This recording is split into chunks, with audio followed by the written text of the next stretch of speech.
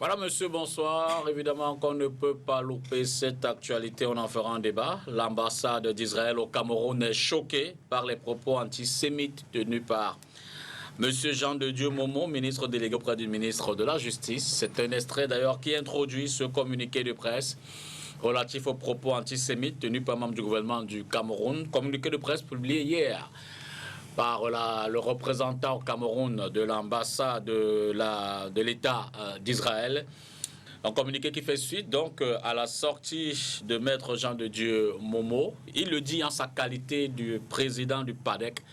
C'était chez nos confrères de la télévision nationale, la CRTV, dans le cadre de l'émission Actualité Hebdo, diffusée dimanche dernier. Évidemment, ce communiqué de l'ambassade d'Israël a dû pousser le gouvernement camerounais à réagir. Le gouvernement se désolidarise donc de la sortie de Jean de Dieu Momo. On en fera un débat ce soir pour essayer d'en retenir les implications, les contours, aussi bien sur les questions de politique intérieure, parce que le président du PADEC, non moins ministre délégué auprès du ministre de la Justice, n'a pas fait que parler de la question qui concerne l'Holocauste. Et puis à côté de cela, on va également parler de notre thème ce soir avec nos 4 invités qui sont déjà dans ce studio. On va parler des questions liées aux libertés, en relation avec la liberté de manifester. Je vais noter le thème tel qu'il est écrit. Préservation de la paix sociale et protection des droits et libertés. Ce sera l'autre thème de ce soir. Quant au premier, affaire Jean de Dieu Momo, comprendre la sortie de l'État d'Israël. Je l'ai dit, 4 invités, ils sont déjà là.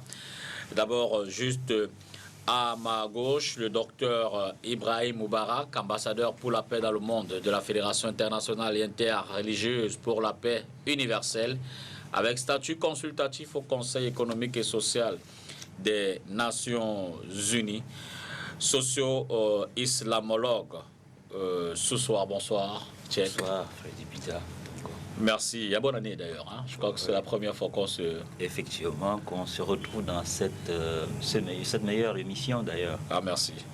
Je suis heureux à nouveau de vous retrouver là-dessus. Maître Georges Teguin, bonsoir.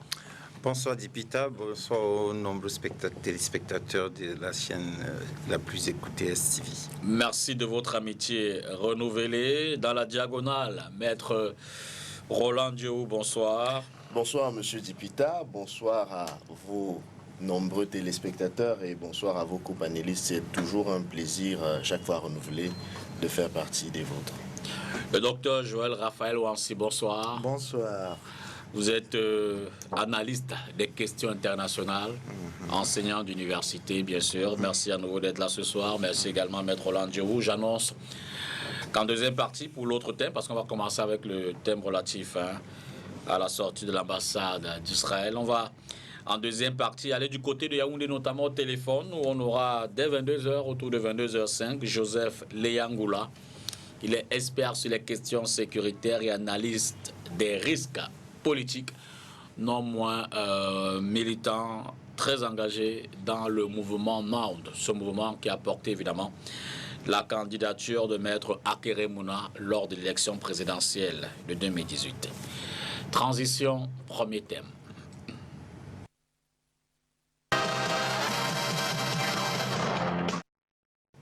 Parole à qui veut la prendre dans un ordre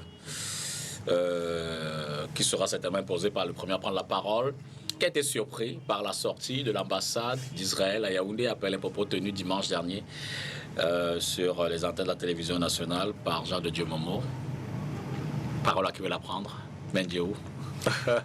Monsieur Dipita, vous me la donnez la parole. Ah ben j'ai vu esquisser un sourire plus grand que celui des autres.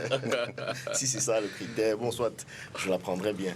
Non, je n'ai pas été surpris. C'est d'ailleurs pour ça que je n'ai pas souhaité prendre la parole, puisque la question était fermée. Qui a été surpris par la prise de parole de Maître Jean de Dieu Momo? Non, moi je n'ai pas été surpris. Je n'ai pas été surpris et d'ailleurs, je me rends compte que le traitement qu'on fait de cette actualité, me semble-t-il, est un peu partiel. Parce que autant il est inacceptable de banaliser ainsi l'Holocauste, autant les propos du ministre, je ne sais pas comment on doit l'appeler d'ailleurs, parce que votre confrère de la CRTV a semblé faire comme s'il ne s'agissait pas du ministre, mais du président du PADEC. En tout cas, autant il est anormal que ce genre de propos puisse être tenu sur ce qu'a vécu le peuple juif, autant aussi nous devrions, de mon point de vue, nous indigner de cette mise à l'index qu'on a pu observer d'une communauté nationale, en l'occurrence la communauté bamileke, par le propos de monsieur le ministre. Et ce qui me gêne un peu, du point de vue personnel, c'est lorsqu'on voit le ministre de la Communication s'empresser de faire un communiqué pour, disons, se désolidariser. Je voudrais quand même faire observer qu'au Cameroun, le ministre de la Communication se trouve être le président du conseil d'administration de la CRTV. Il m'a semblé que l'émission Actualité Hebdo n'est pas une émission... Disons que jusqu'à peut-être qu'un décret le fasse, pour l'instant, c'est encore le ministre Satirement. Soit. Ce n'est pas tacite, ce n'est pas de fait. Soit. Et la précaution que j'ai utilisée, c'est qu'il m'a semblé. Soit. Et ensuite, n'en demeure pas vrai que le ministère de la Communication reste la tutelle quand même de la CRTV. Mais en plus, il nous semble également que l'émission Actualité Hebdo n'est pas une émission en direct, elle n'est pas comme la nôtre. Elle a été préenregistrée. Troisièmement, il ne me semble pas que M. Jean de Dieu Momo se baladait en baladeur et on lui a dit venez faire une interview. Il me semble bien qu'il y a, et je parle sous votre contrôle, un protocole d'interview quand on invite une personnalité. Il a donc été invité par la CRTV pour faire une émission, une interview sur un certain nombre de questions. Une émission qui a été préenregistrée et qui a été diffusée ensuite. Cette façon de faire, me semble-t-il, me permet de mettre à l'index, en plus de l'auteur des propos incriminés. Je ne voudrais pas vous couper, mais vous êtes déjà plein dans l'analyse. Hein. J'étais encore dans le premier jet, dans la première prise de parole. On y revient. C'est à cause de vous. Hein, c'est à cause de vous. Alors, on y revient, mais je voudrais simplement repréciser, Maître Jean de Dieu Momo l'a dit dès l'entame de cette émission que nous sommes nombreux à avoir suivi, qu'il intervenait en tant que président du PADEC, son parti politique, et non en qualité de ministre délégué auprès du ministre d'État, ministre de la Justice, garde des Sceaux. Check, Dr Moubarak. Donc je pense que la question qui a été posée, à savoir si on a été surpris de la sortie de l'ambassadeur d'Israël, compte tenu des propos qui ont été tenus, pour ma part, j'attendais effectivement que l'ambassade d'Israël puisse réagir. Parce que lorsque vous vous adressez à un peuple, et surtout un peuple autant historique, lorsque nous lisions tout ce que le monde a pu produire comme manuel d'histoire passé et basé sur les écrits, ce peuple figure à plusieurs étapes, avec ce que ce peuple a pu subir d'abord en Égypte sous Pharaon, et plus tard et plus récemment lors d'Hitler, n'est-ce pas, sous le règne d'Hitler. Et cela est la base de réclamation de certains droits auxquels l'Israël, de nos jours, reste vocalisé sur cette identité. S'ils la perdent, c'est-à-dire que si la Shoah n'est plus valorisée, une partie de l'Israël serait tombée. Bien évidemment, le monde a connu autant de choses, je les rappelais une autre fois, la question des croisades, la traite négrière, la question palestinienne aujourd'hui, et sont autant d'éléments où les nations ou des peuples essaient de se configurer. Donc il était normal que l'ambassade puisse réagir. Pourquoi? Parce que la comparaison qui a été faite par rapport à notre situation et à citer la nation juive sur une question beaucoup plus internationale, auquel aujourd'hui assez de décisions ont été prises au niveau des Nations Unies pour pouvoir cadrer, n'est-ce pas, ce qui était autrefois passé. Notre relation, pour dire la relation bilatérale, était quelquefois mise en secousse et il fallait effectivement que l'ambassade puisse réagir, puisse sortir et puisse, n'est-ce pas, demander à ce que les excuses puissent lui être demandées.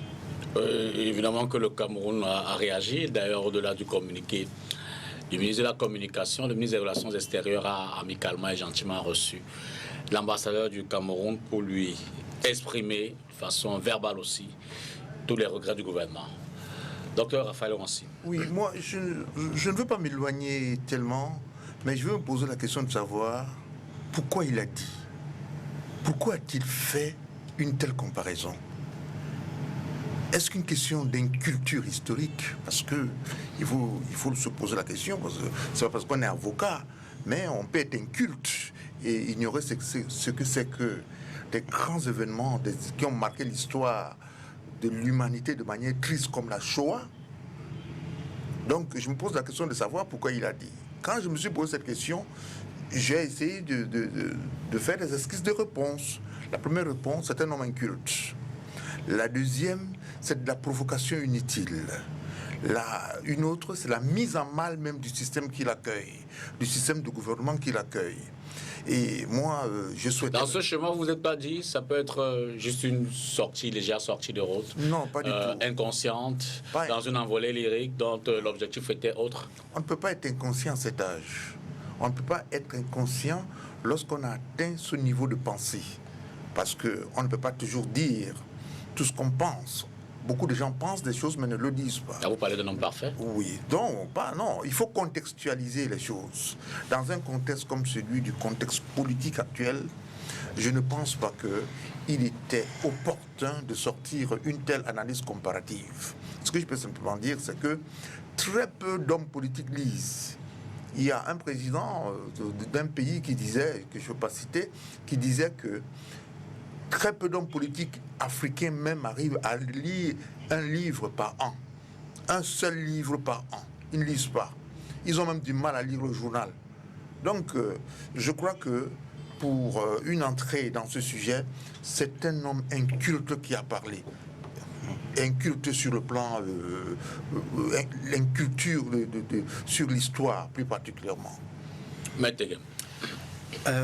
Merci, je suis désolé, mais monsieur Ouanssi, voyez-vous, il y a des mots que moi je ne parviens pas à prononcer sur un plateau. On ne parle pas comme ça d'un ministre de la République. Je suis désolé. Voyez-vous, il faut respecter les valeurs. Monsieur Momo, maître Momo est avocat. Je ne peux pas laisser dire qu'un avocat est un inculte. Maître Momo Jean de Dieu a eu une communication regrettable. Le gouvernement de la République s'est exprimé. Mais n'oublions jamais que la plus grande insulte qu'on peut faire à un homme, c'est de prendre un jour qui n'est pas le sien. Chacun d'entre nous a des jours qui ne sont pas les leurs. Je connais des endroits où Maître Momo a tenu des propos qui étaient notamment bien meilleurs et qui étaient des propos honorables et respectables. Maître Momo Jean de Dieu est un homme qui peut être faillible, qui a ses failles comme tout le monde. C'est peut-être l'occasion de tirer sur le corbillard, mais moi, je pense qu'il faut quand même respecter le minimum, lui accorder le minimum de pardon. Maintenant, le gouvernement de la République a réagi. Le gouvernement de la République a donné sa position. Le ministre des Relations extérieures, comme l'a indiqué tout à l'heure Dipita, a fait une sortie. Pour moi, c'est ce qu'il fallait faire. Le gouvernement a rétabli nos relations avec ce partenaire important qu'est l'État d'Israël. Nous travaillons avec l'État d'Israël au niveau des polytechniques. Nous travaillons avec l'État d'Israël pour l'agriculture. Nous travaillons avec l'État d'Israël pour l'armée. Donc, nous avons tout intérêt à avoir des relations normalisées. Maintenant, une sortie regrettable d'un membre du gouvernement serait certainement pour certains une porte ouverte à toutes sortes d'analyses. J'ai même suivi le responsable du MRC sur le plateau qui allait jusqu'à indiquer que la CRTV a laissé passer alors que c'était préenregistré. Je ne sais pas s'il fait allusion à la censure. En tout cas, ils se plaignent des libertés, mais je constate que s'ils sont au pouvoir, ils vont censurer les émissions. En tout cas, au DPC, nous respectons la liberté d'expression. Maître Momo Jean de Dieu est président du PADEC, il a parlé, il s'est trompé, il a attaqué un État qui est très proche de nous, un État que nous respectons, avec qui nous entretenons des relations qui sont cordiales, qui sont sincères. Et le gouvernement de la République a réagi, nous pouvons que saluer cet acte du gouvernement de la République. À votre tour, je voulais préciser, je sais que Joël Raphaël Ouanssi n'a pas souvent été, comment je vais dire ça, impoli dans ces termes. Je présume que le mot inculte était moins péjoratif, c'était peut-être pour décrire un état d'esprit. Je pense sincèrement. Exactement. Je pense que c'était pas pour vouloir dire que Maître Momo, d'ailleurs, qu'on connaît assez bien. Mais néanmoins, merci de préciser. Mais néanmoins, ça aurait été bien, peut-être pas peut-être de trouver un terme bien pour se faire comprendre et pour qu'on ne rentre pas dans une autre polémique inutile. Alors, cela dit, vous direz de la sortie de l'ambassade d'Israël, évidemment peut-être sachant la précision, le cadrage qu'on vient de faire, quelle était une sortie de principe, un sujet sensible a été abordé, de principe, il fallait réagir, et d'ailleurs, si on regarde la suite du déroulé, le gouvernement s'est excusé et puis, a priori, l'affaire semble être rentrée dans les tiroirs. Vous le direz je pense que, alors, comme dirait un peu quelqu'un, à quelque chose, malheur est bon. Pris sur l'autre sens. Alors, un mal s'est apparu et l'Israël a pu mesurer la place et l'estime occupé au cœur, n'est-ce pas, de l'État du Cameroun. Parce que il fallait s'attendre à ce que cela prenne 48 heures, 72 heures pour que ça fume. Non, ça n'a pas attendu. La porte a été grandement ouverte au ministère des Relations extérieures. Des échanges ont eu lieu. Et immédiatement après, ça en est suivi la communication, n'est-ce pas, du gouvernement par le porte-parole qui est le ministre de la Communication, et pour rétablir de l'ordre. Donc ça permet, il ne s'agit là que seulement la réaction de l'ambassade, de l'ambassadeur. Ce n'est pas directement, c'est-à-dire que l'Israël n'est pas en cause au courant. Entre guillemets, on peut l'estimer, le dire ainsi. C'est-à-dire, l'ambassade sait quand même que ça, ce qu'on appelle souvent dans le jargon de rue, le 18 mètres 50 qu'il ne faut jamais toucher. Afin, vous l'avez touché, et réagit peut-être avant de rendre compte. Ça se fait en diplomatie. Et mais tout de suite, le Cameroun répare. Donc ça permet à voir l'importance de la relation bilatérale que cet État a avec nous autres. Ça, c'est ce qu'il faut déjà voir en thème. Je vais rentrer dans une autre lecture aujourd'hui où je peux dire les nations courent. Il y a une concurrence dans les relations que les nations ont avec le Cameroun. Chaque nation essaie de se positionner ou de se repositionner. Mais lorsqu'il y a une telle confirmation qui part de cette affaire et que l'Israël se retrouve à avoir une place d'honneur, il faut voir dans cet angle, cela est important en termes de relations internationales. Mendiou, condamnation de principe, réponse de principe, tout est beau dans le meilleur des mondes. Oui, bon, vous savez, ce sont les relations internationales, c'est, dirait-on, l'ordre normal des choses. Heureusement que, justement, il s'agit d'un État étranger, et d'un État étranger, me semble-t-il, sérieux, qui est capable d'apprécier le niveau de dignité auquel il se met, au point où, lorsque ce niveau de dignité est désacralisé ou touché, il réagit promptement. On aurait aimé voir que cet exemple-là est copié par le Cameroun, qui se laisse parfois, on va dire, salir, simplement parce qu'il se comporte lui-même d'une manière qui n'est pas à la hauteur du niveau qu'il mérite d'avoir. Quand je prends par exemple simplement le domaine des libertés, c'est assez suffisant pour indiquer que le Cameroun ne se comporte pas toujours bien dans le Conseil des Nations. Mais pour moi, effectivement, du point de vue d'Israël, la Shoah fait partie de ce qu'on pourrait appeler les ferments de la nation d'Israël. C'est parce qu'il y a eu le fameux génocide des Juifs que l'État d'Israël, où la nécessité de créer l'État d'Israël est apparue. Il a fallu créer un foyer pour l'État d'Israël pour, en quelque sorte, rapatrier toute la diaspora juive qui était un peu éparse de par le monde et qui faisait l'objet de diverses persécutions, aussi bien à la fois du fait des nazis que même de l'Union soviétique.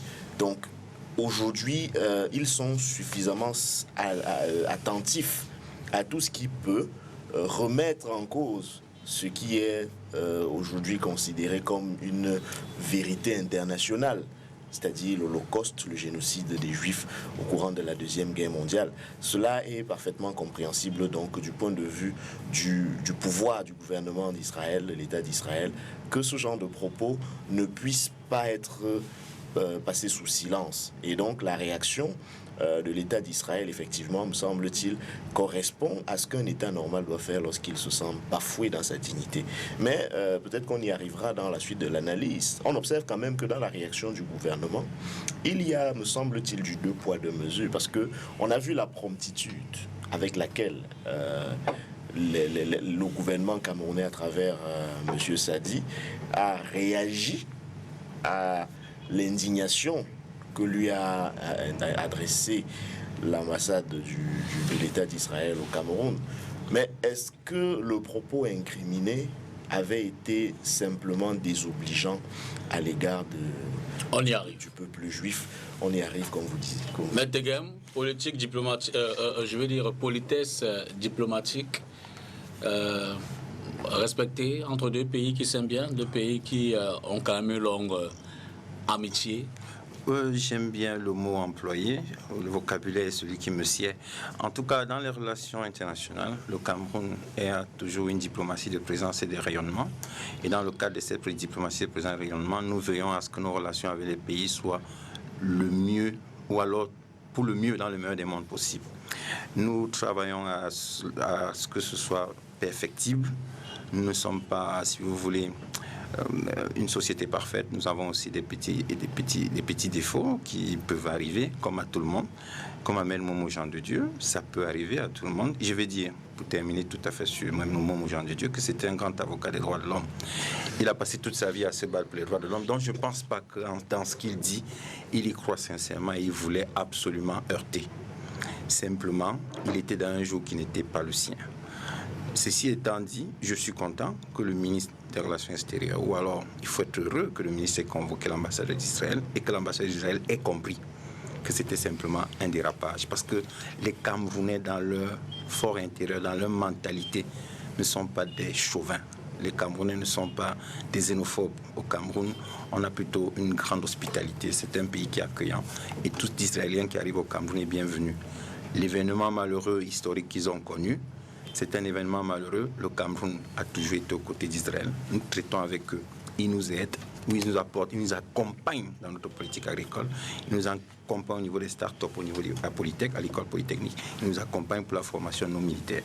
Je pense que monsieur l'ambassadeur a compris la position du gouvernement de la République et a immédiatement adhéré à cette position qui était celle qui a toujours été observée par notre gouvernement. Docteur, on sait juste dans l'historicité de nos relations. On n'a pas encore atteint ce niveau entre Israël et le Cameroun, d'incompréhension. Oui, entre Israël et le Cameroun, il n'y a pas encore eu de véritable fracture. On ne peut pas parler de fracture. Il y a plutôt accompagnement et il y a corrélation ou compréhension dans les relations et sur les questions. Je me souviens, une année, on était très jeunes, il y a eu une rupture des États africains avec Israël par rapport à la cause palestinienne. Mais cela ne voulait pas dire que l'ambassade du Cameroun avait fermé. L'ambassade d'Israël avait fermé au Cameroun. Il y avait toujours la porte ouverte puisqu'il y avait un bureau qui restait à Yaoundé. Mais pour revenir sur M. Jean de Dieu Momo, si ces propos avaient été dits de manière incidentelle, de manière circonstancielle, il aurait pu rapidement se rattraper en disant que ses propos ont été mal compris. Lui-même aurait pu le dire en disant « j'ai été mal compris dans ce que je voulais dire. Je ne voulais pas faire ce type d'analyse. Je voulais dire ceci ou bien cela. » Mais j'ai aussi vu la position que le mouvement associatif camerounais n'a pas réagi. Quand on dit mouvement associatif, pour moi c'est du révisionnisme. C'est du négationnisme. Dans certains pays, on lui aurait porté plainte. Les mouvements associatifs auraient porté plainte. Bon, dire ici que non, c'est une erreur, peut-être qu'il a une portée politique qui n'est pas avouée, mais ce qu'il a dit est malheureusement mauvais. Et quand c'est mauvais, il faut le dire. Moi, j'ai des amis israéliens qui m'ont appelé, qui m'ont dit, mais qu'est-ce qui vous arrive chez vous? Qu'est-ce qu'on vous a fait? Donc, puisqu'il y a eu des échanges sur le plan diplomatique pour apaiser la situation, je pense que M. Momo lui-même devait repasser à la télévision pour dire ce que j'ai dit, je ne voulais pas le dire ainsi, ou bien demander des excuses. Ce n'est pas le gouvernement qui devient demander des excuses, puisque le gouvernement s'est désolidarisé et a dit que c'était un membre d'un parti qui le dit. Ce n'était pas un ministre de l'État qui le disait. Donc ce membre d'un parti, comment on appelle son parti? Le PADEC. Le PADEC. Monsieur du PADEC devait venir s'excuser en disant non, je n'ai pas voulu comme ça.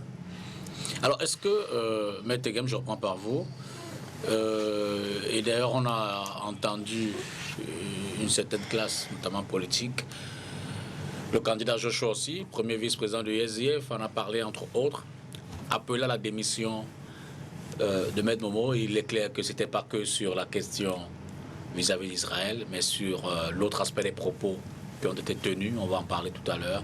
Est-ce qu'on peut en arriver à demander la démission du ministre nouvellement nommé, ministre délégué auprès du ministre d'État de la Justice? L'opposition est dans son rôle. Hein. Vous savez, l'opposition est dans son rôle. Le rôle de l'opposition, c'est de former des critiques. Ce que je regrette chez nous, c'est que parfois la critique n'est pas constructive. Et l'opposition, enfin, je suis mal placé pour les juger. Quelquefois, j'ai l'impression que l'opposition ne se donne pas une statue d'alternative crédible. Parce que, voyez-vous, il ne suffit pas de dire que le ministre de la République doit démissionner. Il faut déjà que soi-même, on s'applique à soi les règles régissant notamment la FECAFOOT. Pour faire la leçon, il faut déjà être propre. C'est ça qui m'ennuie. Donc, lorsqu'on veut faire la leçon, on commence d'abord par se poser beaucoup de questions. Là, vous répondez à Joshua aussi. Attendez, vous m'avez parlé de lui, vous n'avez pas parlé de quelqu'un d'autre. Donc, il doit commencer d'abord par s'interroger et se remettre en question.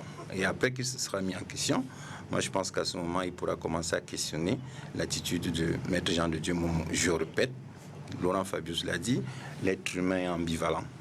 Maître Momo Jean de Dieu a tenu des propos qui sont regrettables, le gouvernement l'a dit. Maintenant, sa démission, c'est lui, c'est un acte personnel. S'il estime qu'il doit démissionner, il prendra sa décision.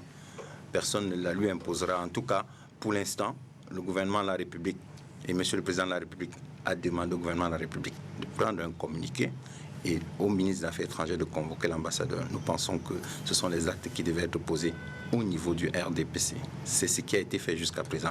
Monsieur Momo Jean de Dieu, qui est un ministre qui accompagne le RDPC, il est membre du PADEC. Moi, je n'appartiens pas au PADEC. Le PADEC n'est pas ma tasse de thé. Je n'ai rien à faire avec le PADEC. Je ne suis pas membre de ce parti. Je ne traite rien en ce qui concerne le PADEC. Mais s'il y a un acte à prendre de démission, personne ne lui fera la leçon. Il est suffisamment grand pour prendre les actes en toute responsabilité. Tchèque, dans un pays peut-être comme la France, est-ce que de tels propos seraient aussi facilement digérés, indépendamment de toute la politesse diplomatique qu'on observe? Oui, vous faites bien de citer un pays qui soit assez différent de la nôtre ou du nôtre. Parce que la France, c'est des associations qui vont s'élever, le CRIF aussi vont s'élever, et les partis politiques vont réagir, les politiques vont s'exprimer. En fait, le contexte diffère. Le comportement de l'Israël, si jamais un ministre français avait tenu de tels propos, vous savez ce que ça devrait aller, parce que le sang juif coule dans le sang français. De toutes les façons, lorsqu'on parle de l'Europe, on parle toujours d'État judéo-chrétien. Cette mixité sert de fondement de l'État France. Donc, par contre, au Cameroun, il n'y a pas du sang juif dans les veines, n'est-ce pas, des Camerounais. Nous sentons, comme venait de dire quelqu'un, on sent l'Israël dans nos relations, dans notre amitié, dans notre façon d'hospitalité. C'est notre être. C'est comme ça que nous ressentons l'Israël. D'ailleurs, le Cameroun est l'un des pays qui fait assez exception. Pour revenir dans le passé de la relation que nous avons avec l'Israël, autrefois où il y avait la guerre du 6 jours, et que ceux de certaines nations qui étaient pro-arabes, c'est comme ça qu'il faut le dire, avaient eu à rompre les relations diplomatiques avec l'Israël, il a fallu que ce soit sous le président Biya que sorte d'équilibre a été établi. Maintenir les relations avec le monde arabe et développer également les relations avec l'Israël pour le mettre au même pied d'égalité. Et nous vivons donc ces deux relations qui permettent... Dans la tradition du non-alignement, voilà, la politique internationale camerounaise. Donc, alors, sur ce stade-là, les conséquences en France allaient se faire sentir plus que nous ne le vivions aujourd'hui au Cameroun. Et ça... on devait voir n'est-ce pas, certaines manifestations. D'ailleurs, la situation française aujourd'hui le prouve. À plus d'un que si cet événement se serait là-bas, ça ne serait pas arrêté tout d'un coup. Ça pouvait même, je pense que ça pouvait aller à certaines déstabilisations individuelles qui peut ne pas être toujours la question de démission, comme on évoque, j'ai entendu évoquer ici et ailleurs, mais déstabilisation d'ordre social, d'ordre de considération même de celui qui aurait peut-être tenu ce genre de propos, parce que, comme je venais de le dire, la question juive coule dans le sang des Français. Alors, Menjou, l'autre aspect donc des propos de Jean de Dieu Momo, et beaucoup l'ont dit pour le décrire, pour le dénoncer. On parlait du SDF tout à l'heure, qui dénonce une stigmatisation orientée vers d'une communauté grandement développée par Jean de Dieu Momo. Oui, pardon. Quand vous écoutez les propos, et sur la seconde de l'interview où il est fait allusion à l'Holocauste juif,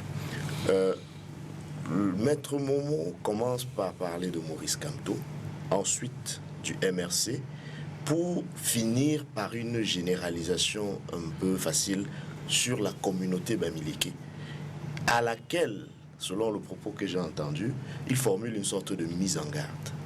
Il met en garde la communauté bamileke en lui indiquant que si elle n'y prend pas garde, il risque de lui arriver ce qui est arrivé justement à la communauté juive. Et c'est pour ça que je dis, non seulement la communauté juive est invitée dans cette interview, non pas parce qu'elle était visée en tant que telle, c'est à titre de comparaison. C'est-à-dire qu'il a voulu étayer un propos, il a voulu illustrer un propos, et il a convoqué un fait historique pour illustrer son propos de mise en garde d'une des communautés de notre pays, en l'occurrence la communauté bamileke, en indiquant qu'il pourrait arriver à cette communauté-là ce qui est arrivé à la communauté juive pendant l'Holocauste, le génocide des Juifs. Donc, moi je crois que nous sommes au Cameroun.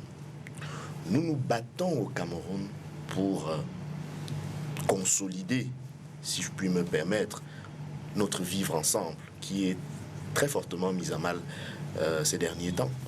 Et comment se fait-il que nous puissions nous indigner de manière aussi froide, aussi faible, lorsqu'un propos de cette nature met à l'index l'une des communautés avec lesquelles, justement, si on veut faire le vivre ensemble, il faut compter, et que cela soit fait, en plus, sur les ondes de la télévision nationale qui reçoit la redevance audiovisuelle de vous et de moi, nous tous qui formons justement la communauté nationale, il y a lieu de s'interroger un peu plus.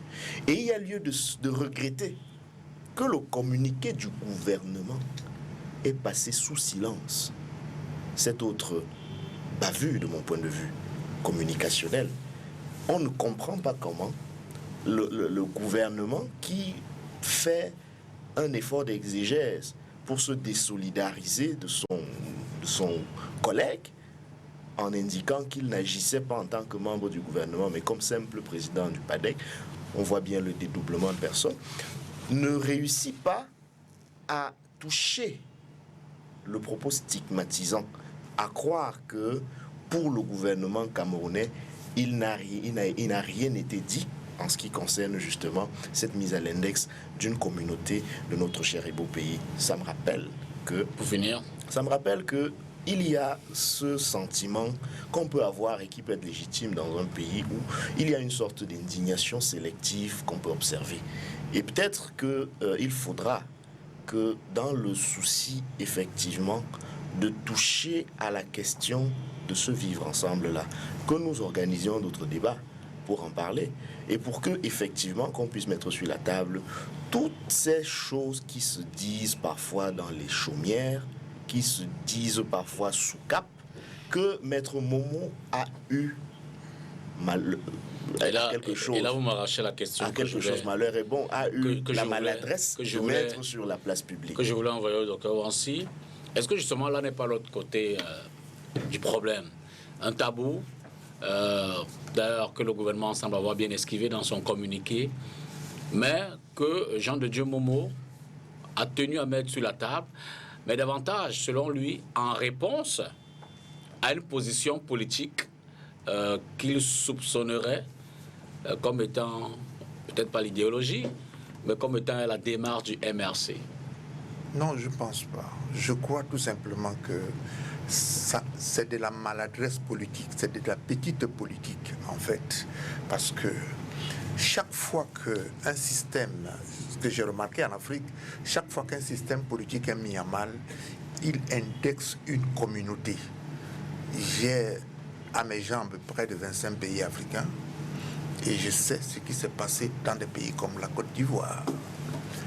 Lorsque on construit une nation, nous n'avons qu'une petite construction, des petits États-nations, des petites nations pour faire une grande nation. Lorsque on est dans une situation pareille, dans un contexte ainsi, il y a des choses qu'on ne dit pas. Je pense que le gouvernement n'a pas voulu mettre de l'huile sur le feu en reprenant cette partie du déploiement verbal de M. Momo. Parce que nous sommes en train de nous construire. Il faut faire très attention à ce que l'on dit, à ce que l'on fait. Vous vous souvenez des termes comme ivoirité, comment ça a été inflammable pour la Côte d'Ivoire, où les gens se sont sentis marginalisés, se sont identifiés à tel ou à tel. Donc, je pense que là, il faut se rattraper. Moi, ce que j'aurais souhaité même, c'est que le gouvernement fasse vite de sortir un cadre juridique sur sur les questions de tribalisme, c'est-à-dire attaquer quelqu'un sur des bases tribales, sur des bases racistes, parce qu'il y a des peuples arabes ici. Attaquer quelqu'un sur des bases racistes devait être pénalement condamnable. Il faut rattraper tout ça très vite si on veut se reconstruire, si on pense vivre ensemble. Parce que j'ai l'impression ici que notre vivre ensemble, c'est un vivre ensemble pour consacrer un système. On ne vit pas ensemble parce qu'on veut consacrer un système. Nous sommes l'un des rares pays où il y a une forme d'indifférence sur des questions graves. Moi, il faut dire que méfiez-vous avec les questions tribales. Vous avez le cas du Rwanda qui a débouché sur un génocide. Aujourd'hui, un pays comme la RDC ne connaît pas la paix parce qu'on a attisé les questions tribales. Donc, le gouvernement a évité ça. Moi, je trouve que c'est un style ça a été une forme de dextérité dans le langage en disant non, ne glissons pas sur ce terrain. Et je crois que sur ce plan, dans le communiqué du ministre, j'ai trouvé que cette esquive était opportune. Oui, effectivement, je voudrais répondre à Medio. Je voulais vous dire que confrère, le président de la République a répondu depuis très longtemps. Il a dit exactement ceci. L'État a le devoir d'assurer la cohésion et l'unité nationale. Mais il n'a pas les moyens d'extirper des esprits, les rivalités, les malentendus, les rancœurs, voire des sentiments de rancune inutiles. Lorsque nous vivons en communauté, il y a des lois au Cameroun sur la protection des minorités. Il y a des lois au Cameroun sur la protection des couches vulnérables. Les lois sont là, elles sont faites pour être respectées. Il y a une diversité ou une querelle de mesures qui sont prises pour la promotion du vivre ensemble au Cameroun. Dans chaque communauté, il y a un festival qui s'est tenu, je crois, l'année dernière à Limbé. Ça a permis aux gens de Limbé de comprendre qu'ils font partie de la nation et on a fait passer ça en direct, toujours pour établir à chaque communauté.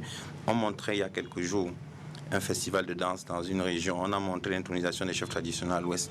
On montre à peu près toutes les communautés au Cameroun sont visibles parce que le gouvernement les accompagne. C'est tout ce que le gouvernement peut faire. Si les gens ont dans leur esprit des rancœurs, si les gens ont dans leur esprit des rancunes, si les gens ont dans leur esprit des rivalités, le gouvernement de la République ne peut pas interroger et questionner les têtes des gens. Si vous voulez, comme on dit au quartier, il est là dans les enveloppes. Le gouvernement de la République veille au respect des lois, veille au maintien de l'ordre public et c'est tout ce que le gouvernement peut faire. Pour le reste, nous devons chacun d'entre nous fait un effort d'accepter l'autre. Le gouvernement de la République est allé plus loin en mettant en place la Commission nationale pour la promotion du bilinguisme, du multiculturalisme. Il faut voir les missions qui ont été dévolues à cet organisme qui a été mis en place en 2018. En 2017. Il a été mis en place en disant la promotion la promotion du bilinguisme, la promotion du multiculturalisme. Et dans le cadre de ces missions, ils vont descendre dans les ministères pour se rassurer que des mesures sont prises pour éviter la discrimination dans la langue ou linguistique ou les discriminations dans les langues nationales. Voilà ce qu'il peut faire dans les cultures des uns et des autres. C'est tout ce que le gouvernement de la République peut faire. Demander à un ministre de la République de prendre un communiqué pour parler des problèmes des tribus. Je pense que le gouvernement a très bien agi en répondant exclusivement en demandant à l'État d'Israël, qui est notre ami, des excuses. Et ça, j'ai beaucoup apprécié. Dans tous les cas, s'il n'y a pas de suite, il est clair que les deux parties sont comprises. Je rappelle évidemment que le ministre des Relations extérieures a invité l'ambassadeur d'Israël. Qui n'a pas été convoqué. Qui n'a pas été convoqué. Il l'a invité dans une amitié diplomatique entre les deux pays, une amitié de longue date. Il faut bien le dire. À la suite, peut-être, de Raphaël... Joël Raphaël Ouanssi, n'est-il pas temps de lever ce tabou, mais dans le sens de légiférer la question des communautés, la question tribale, la question du vivre ensemble en réalité? Cheikh Moubarak, vous en tant que grand imam, en tant que, j'ai failli dire berger d'une communauté religieuse, comment vous encadrez tout ça? Je vais vous dire de manière assez simple. Je ne voudrais pas utiliser le langage de secret, mais je vais parler de langage méthodologie. Un peuple, ou du moins l'unité ou le vivre ensemble, ou la cohésion sociale, ne naît pas toujours des lois. Elle naît de la morale, de l'éthique, de la valeur, de l'éducation. Alors, lorsqu'on a perdu ces fils de l'éducation des mineurs, de se garder un fond civilisationnel à travers lequel on peut reconnaître un peuple qui peut être le symbole de notre unité, lorsque c'est détruit, le vivre ensemble s'envole. Et si vous rentrez dans le terrain religieux, lorsque vous trouvez plusieurs races, tribus, dans une assemblée, vouant peut-être un culte, mais en fait, le déesse ou le Dieu, le divin, ou je sais pas, la chose animiste qui rassemble, n'a pour effet que dans l'imaginaire. Et c'est à travers cet imaginaire qu'on arrive à convaincre, à amener les gens à croire. Mais au-delà de cela, il a fallu susciter l'amour. Et à travers cela, on éduque. Qu'on soit dans l'église, aux synagogues, à la mosquée, l'éducation maintenant va pouvoir accompagner l'homme. Pour entrer au Cameroun, et dans notre contexte plus particulièrement, nous partons d'une société traditionnelle. Traditionnelle veut dire où il y avait une éducation à la base, le respect mutuel. Et après, il y a eu foisonnement. Ceux qui avaient des valeurs. Des valeurs. Après, les sociétés se sont enchevêtrées. Tout au contraire, on ne peut pas dire que la modernité, pour parler de l'indépendance, a plutôt amené des guerres quelque part. À partir du moment où les gens ont commencé à s'instruire et avoir de l'appétit, soit pour le pouvoir ou pour certaines idéologies, entre guillemets. Mais au fur et à mesure que nous évoluons, nous entrons dans la démocratie, les libertés et les droits s'invitent et les gens, non seulement ils deviennent libres, mais ils perdent leurs identités. Quelqu'un est au Cameroun, mais il pense qu'il doit agir au modèle français, au modèle belge, au modèle américain, au modèle anglais. Et finalement, il devient une proie de la volonté exogène. Et la chance qu'on a au Cameroun, c'est qu'il y a 260 ethnies et qu'on ne peut pas tout de suite utiliser 2, 3, n'est-ce pas, pour détruire le reste. C'est un peu cette chance qui nous reste. Mais sinon, ce qu'il faudrait donc comprendre aujourd'hui, c'est qu'il faut repenser la valeur camerounaise. Sur quoi est-ce qu'on identifie le Camerounais? Son unité partira de quoi? Alors, certes, il faudrait que les lois, les textes de loi encadrent un certain nombre de choses. Oui, mais si ce dont on doit vouloir encadrer, la jurisprudence, ne tire pas ses fondements de nos mentalités réelles, on aurait échoué. Mais il faudrait que les lois, et vous êtes des juristes, vous pouvez les comprendre, les lois accompagnent la société et tirent leur source dans la société. Et c'est la raison pour laquelle, à chaque fois que la société évolue, elle revoit ces textes de loi. Et d'autant plus que chaque fois que la loi est muette, la coutume peut servir d'orientation. Exactement. Faut-il légiférer là-dessus? Moi, je suis de ceux, et notre parti l'a d'ailleurs dit, nous pensons qu'il faut effectivement criminaliser le tribalisme. Parce que le tribalisme fait partie de ces mots qui minent profondément la société camerounaise, qui mine profondément notre vivre ensemble. Et le plus pernicieux sur la question tribale au Cameroun, c'est que premièrement, on fait exprès, lorsque on veut débattre de cette question-là, on fait exprès de confondre ethnicité et ethnisme. C'est-à-dire qu'on fait exprès de confondre le fait de valoriser notre patrimoine culturel, nos patrimoines culturels respectifs, pour confondre cela à ce comportement pernicieux qui est justement la détestation de l'autre du fait de son origine, ce qui peut être assimilé à du racisme. Moi, ce qui me choque davantage, et quand je soulignais tout à l'heure le 2 poids 2 mesures, le mutisme des pouvoirs publics, je respecte parfaitement le point de vue de ceux qui estiment qu'il ne fallait pas mettre de l'huile sur le feu, peut-être. Mais quand je recoupe un certain nombre d'éléments, j'ai plutôt le sentiment que si on dit que c'est un tabou, c'est poli de le dire ainsi. On a plutôt le sentiment que ces questions-là précisément sont plutôt instrumentalisées par l'État. Je vous prends une image qui est simple. Supposez que les propos incriminés avaient visé la communauté musulmane ou la communauté chrétienne. Et qu'on me dise sur un plateau que le fait de ne pas en parler veut dire qu'on ne veut pas mettre de l'huile sur le feu, je suis tout à fait sûr que la même, ou alors les membres de la dite communauté auraient eu raison de s'indigner du fait de ce mutisme-là. Mais comme il s'agit d'une communauté, on va dire, tribale, et en l'occurrence la communauté Bamileke, on peut expliquer que le gouvernement se taise dessus. Là, pendant la campagne électorale, il y a un candidat qui a eu des propos à peu près malheureux de la même nature relativement à la communauté musulmane. Je ne vais pas le citer. Je sais que votre plateau est assez policé, M. Dipita. Mais tout de suite, il y a eu une vague d'indignation de la communauté musulmane, au point où le candidat a dû se rendre auprès du grand imam de Yaoundé pour s'excuser même à genoux de ses propos de la veille. Parce qu'il estimait que le fait pour les musulmans de faire des prières à 5 heures du matin pouvait perturber la quiétude des autres. Donc,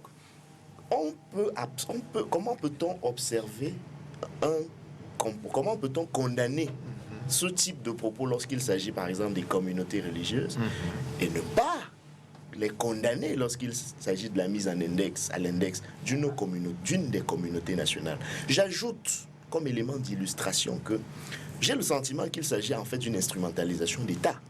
Parce que vous avez des confrères, M. Dipita, à nouveau je ne les citerai pas, mais vous savez très bien de qui il s'agit, qui tous les dimanches font des débats d'un autre genre sous le regard complice, dirait-on, aussi bien de l'État du Cameroun, du ministère de la Communication, du Conseil national de la communication, et qui régulièrement mettent à l'index d'un complot étatique. Je ne sais pas, je ne dis pas qu'il s'agit d'un complot étatique en tant que tel, mais je convoque des faits, M. Dipita, pour m'indigner de l'indignation sélective. Alors, je m'indigne du fait que régulièrement, lorsque ce genre de mise à l'index font surface sur l'espace public camerounais, on a plutôt tendance à minimiser les faits. On a plutôt tendance à trouver d'autres raisons plutôt que d'adresser véritablement la question. Pour la complète information. J'aimerais, pour terminer, je reviens simplement sur deux, trois choses qui ont été dites par mon confrère Georges Teguem, et je prends pour mon compte les propos du docteur Moubarak qui, de mon point de vue, me semble-t-il, a fait beaucoup de sociologie juridique. La loi n'est pas ex nihilo, confrère, et vous le savez. La loi est d'abord un outil, un instrument de régulation sociale. Les lois que vous avez citées, ou alors le cadre juridique que vous avez cité, j'aimerais simplement poser la question de son efficacité, de son effectivité même, pour ne pas parler de son efficacité. Parce qu'il m'a semblé que vous avez parlé de la commission pour la promotion du bilinguisme et du multiculturalisme. Mais parlons-en. Que fait la commission, c'est la dite commission, en ce qui concerne précisément la promotion du multiculturalisme? Vous avez parlé plutôt de la mise en visibilité des aspects folkloriques de notre culture. Mais il n'y a pas que cela, il n'y a pas que de cela qu'il s'agit. Vous avez également indiqué tout à l'heure que nous étions favorables, parce que vous avez interprété un propos que nous avons eu, à la censure en indiquant que le gouvernement ou bien la CRTV aurait dû peut-être censurer des propos. Il ne s'agit pas de ça. Nous parlons de la responsabilité des uns et des autres. Je n'ai pas dit qu'il fallait censurer le programme. J'ai dit que quand je mets ensemble les faits, vous savez qu'ils sont sacrés, tels qu'ils se sont passés, on a le sentiment que le vrai commanditaire, ce n'est pas monsieur le ministre Momo. J'ai le sentiment que le vrai commanditaire est ailleurs. Il est ailleurs, il est où? Moi je ne le sais pas, mais quand même, les événements me permettent de me poser la question sur, par exemple, la responsabilité de la CRTV elle-même. Parce que, et je le dis encore une fois sous le contrôle d'un journaliste chevronné, on fait un protocole d'interview quand on invite une personnalité quand même. C'est-à-dire que cette personne-là ne débarque pas à la télé pour dire des choses de manière hasardeuse. On l'invite et on l'invite pour qu'il s'exprime sur un protocole, sur une thématique et dans un canevas préétabli. Alors, je voudrais, oui, pour la complète information de nos confrères. Deux phrases. Vous prendrez la parole. Deux phrases. Juste une précision. Ouais. Pour être complet dans l'information de nos confrères, de nos téléspectateurs, il parlait tout à l'heure d'un nom politique qui a été repris pendant la présidentielle, c'est bien Capra Libi. Vous avez fait le clin d'œil. Alors, vous poursuivez, Maître Teguem. Deux phrases. Première chose, d'abord sur la loi. Ce n'est pas vous que je dois rappeler que la loi a une vocation générale et impersonnelle. On ne fait pas la loi pour les communautés, on fait la loi pour permettre aux communautés de vivre ensemble. Et la loi a une vocation abstraite, générale et impersonnelle. On ne personnalise pas la loi. Ça, c'est déjà ce que vous savez, je ne vous l'apprends pas, mais il faut le dire pour la parfaite information des téléspectateurs qui nous écoutent. Dessus, vous avez évoqué une chaîne de télévision qui fait ses émissions. Écoutez, il y a un organe régulateur, le Conseil national de la communication. On connaît la bataille qui est entre ces deux personnalités, ou si vous voulez, entre ces deux personnes morales, c'est-à-dire le Conseil et cette chaîne. On la connaît, la bataille. Maintenant, le gouvernement de la République assume ses missions qui sont celles de régulation de la vie politique nationale, la vie publique nationale.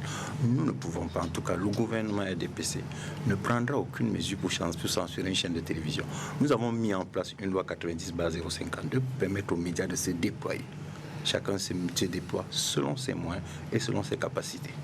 Je voudrais peut-être pour le relever avant de passer la parole au docteur Raphaël Ouansi, qu'il n'y a pas qu'un ensemble, quand même, il faut le reconnaître, de confrères, de médias qui ont été soit sanctionnés, avertis ou indexés dans ces débats-là. Dieu merci, heureusement, Stevie n'est pas encore tombé dans ce piège. Et on fait tout ici pour ne pas y aller. Ne nous y poussez pas ce soir, donc, chers messieurs. On n'ira pas là. Donc, mais je veux dire qu'il ne s'agit pas d'une chaîne contre une autre chaîne. Des médias dans l'ensemble, beaucoup de médias, qu'ils soient audiovisuels, qu'ils soient de la presse écrite, ont effectivement été indexés, sanctionnés même par le Conseil national de la communication. Et on espère que ces sanctions vont simplement interpeller davantage la responsabilité, le professionnalisme des uns et des autres. Alors, n'est-il pas temps, peut-être, je vais le dire comme ça, dans un schéma vraiment mesuré, vraiment policé, de mettre le doigt dans la plaie? Il devrait peut-être de tabou et de se parler réellement de cette question de communautarisme, d'ethnicisme, si je peux le dire comme ça. Ou d'ethnicité peut-être. Ou d'ethnicité. Cette situation va s'aggravant. Voici M. Moubarak. J'ai habité à côté de lui. J'ai partagé les repas avec lui. Nos parents étaient des amis à Nobel. Je vais vous dire, nous parlons plusieurs langues, mais nous nous rapprochons les uns les autres parce que nous avons une histoire commune. Mais il y a des pratiques. Le problème, c'est quoi? Il faut considérer le contexte camerounais. Il y a un déficit de démocratie dans ce pays. En 60 ans, on a eu 2 présidents. Et les systèmes politiques, la section au pouvoir, c'est souvent basé sur des manipulations tribales. Ça, c'est vrai. La preuve, on a vu lors des dernières campagnes, on a à un certain moment manipulé les populations sur les questions tribales. Pourquoi tel ou tel peut devenir président et tel ne peut pas le devenir? Il y a une situation encore plus grave, c'est que le pouvoir lui-même a favorisé certaines pratiques, parce qu'il y a le droit et il y a les pratiques. C'est le seul pays du monde où lorsqu'on nomme un directeur de société, l'État accepte que les gens de sa région aillent lui faire, des formes d'allégeance, des formes de remerciement. Tout ça ne veut rien dire. Je viens d'un pays, le Bénin, où le président a interdit tout ça. Où il a estimé que cela divisait. C'est un clin d'œil que je fais à la commission sur le multiculturalisme. Ce sont des pratiques qui devraient disparaître de notre État, de notre nation. On nomme un ministre, le lendemain, c'est la fête chez lui. Le ministre est un ministre de la République. Est-ce que l'État est un partage de gâteaux? Est-ce que donner une mission de service public à quelqu'un qui a une mission de service public difficile, est-ce que cela constitue un partage? Il faut arrêter tout ça. Ça nous fait reculer. Et ça, c'est vrai. Ça nous fait... Si on parle déjà dans l'administration de dosage tribal, de dosage... Moi, je ne me pose pas de questions. Lorsque vous faites bien votre travail, vous le faites. Et puis c'est tout. Si vous pouvez le faire, tout ce que je veux, c'est que chacun s'investisse dans la mission de service public et dans la mission qui lui est dévolue. On n'est pas pour la politique d'équilibre régional. Je ne sais même pas ce que ça veut dire. Équilibre régional, pourquoi? Si vous êtes 10 de la même tribu et que vous êtes de très bons médecins, vous êtes de très bons mécaniciens, où est l'équilibre régional dans ça? Ce que j'attends, moi, c'est le résultat. Est-ce qu'en Chine ou bien dans les pays qui sont suffisamment forts sur le plan économique et industriel, est-ce qu'on a besoin d'équilibre régional? Le problème qui se pose chez nous, c'est une question de déficit démocratique. Et ce déficit démocratique fait que le repli identitaire est devenu quelque chose de quasiment normal. Donc vous dites que plus de démocratie... Plus de démocratie, l'alternance aurait pu dissiper tous ces malaises. Je vois maître Tegem Sori. Oui, mais écoutez, j'ai envie de lui répondre en 2 phrases, si tu permets, Dipita. Allez-y, maître. La démocratie ne se décrète pas. La démocratie ne se décrète pas. Si vous voulez l'alternance, votez pour l'alternance et vous aurez l'alternance. Vous aurez l'alternance. Vous savez, c'est le travail qui est difficile. Et ça fait très mal, je l'ai remarqué, ça fait très mal à l'opposition de constater que pour qu'il y ait l'alternance, il faut travailler. Je n'ai pas de parti, mon frère. Bon, premier, ça, je vous laisse m'en dire, la démocratie ne se décrète pas et l'alternance, il faut passer par les unes. Oui. C'est la seule façon d'avoir l'alternance, c'est passer par les unes. Ça, c'est la première chose. La deuxième chose, c'est qu'il faudrait quand même que je fasse une observation sur la politique d'équilibre régional que vous voulez décrire. D'abord, le président de la République, dans un décret de nomination du gouvernement, je crois celui de 2004, 2002 ou 2001, il avait dit que je ne souhaite plus que les ministres que je nomme continuent à organiser dans les villages. Il y a eu un communiqué de l'ancien ministre secrétaire général de la présidence de la République qui avait accompagné un remaniement ministériel dans ce pays. Le chef de l'État l'a dit. C'est les gens qui ne respectent pas. Mais la politique, ou alors la volonté politique a été exprimée. Elle a été réitérée. Le pauvre. Première chose. Deuxième chose, sur l'équilibre régional. Parce qu'il faut en parler. L'équilibre régional que vous voyez, elle a sa place dans notre société. Simplement, ce qui gêne dans la pratique de l'équilibre régional, c'est la discrimination à l'intérieur de chaque communauté. Quand on dit la politique d'équilibre régional, ça permet à toutes les communautés d'accéder, ou alors d'avoir, si vous voulez, accès au niveau des corps des éléments du corps social. Si vous commencez à dire que vous ne prenez que certaines personnes et pas d'autres, on va se retrouver dans un pays où certains vont estimer qu'ils ne participent pas à la construction, à l'œuvre de construction nationale, qui doit être une œuvre collective.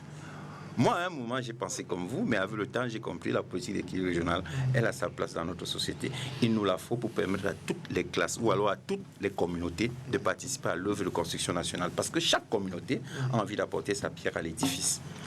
C'est ce que je voulais faire observer en un mot. D'abord, Tchèque. Oui, je voulais revenir sur deux trucs pour essayer d'éclairer les téléspectateurs. Ce que j'ai eu la chance de faire 2 fois cette émission où est passé Jean de Dieu Momo. C'est comme cette autre émission à STV où on vous appelle peut-être au téléphone, on vous donne juste le thème. Puis nous sommes venus, il n'y a pas eu de protocole d'interview. Et puis là, sur le plateau, vous devez répondre aux différentes questions. Donc, bien évidemment, une fois que c'est fini, le reste reste technique. Mais un autre élément qui puisse être capital, c'est peut-être quand vous parlez de communauté religieuse, il faut essayer d'évoquer quelque chose d'assez plus important. Je vous dis sincèrement qu'il n'y a pas eu de réaction de la communauté musulmane lorsque le leader politique a eu à faire... parce que quand on parle d'une communauté, il s'agit d'une communauté, il faut parler de la voie légale. Si l'Église est réveillée, parle, on ne dira pas que l'Église a réagi, mais cette Église est illégale.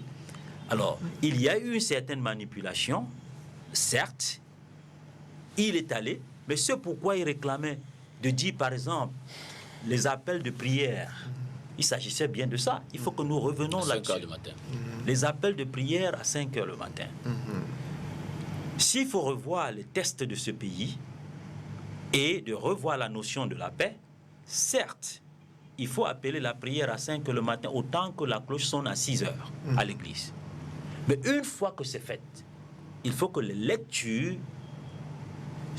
puissent se faire à l'intérieur de la mosquée, que cela ne s'extériorise pas.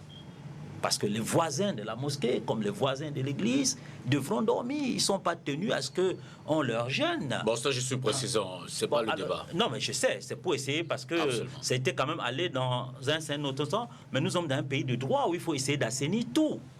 Mais il faut que nous puissions le dire. Pour que demain, quand on le dira, il ne faudrait pas que des gens puissent dire qu'on est en train de tirer sur les musulmans. Mais non, il s'agit d'une réalité. Donc, c'est pour donc dire à ce sujet qu'on s'est tu.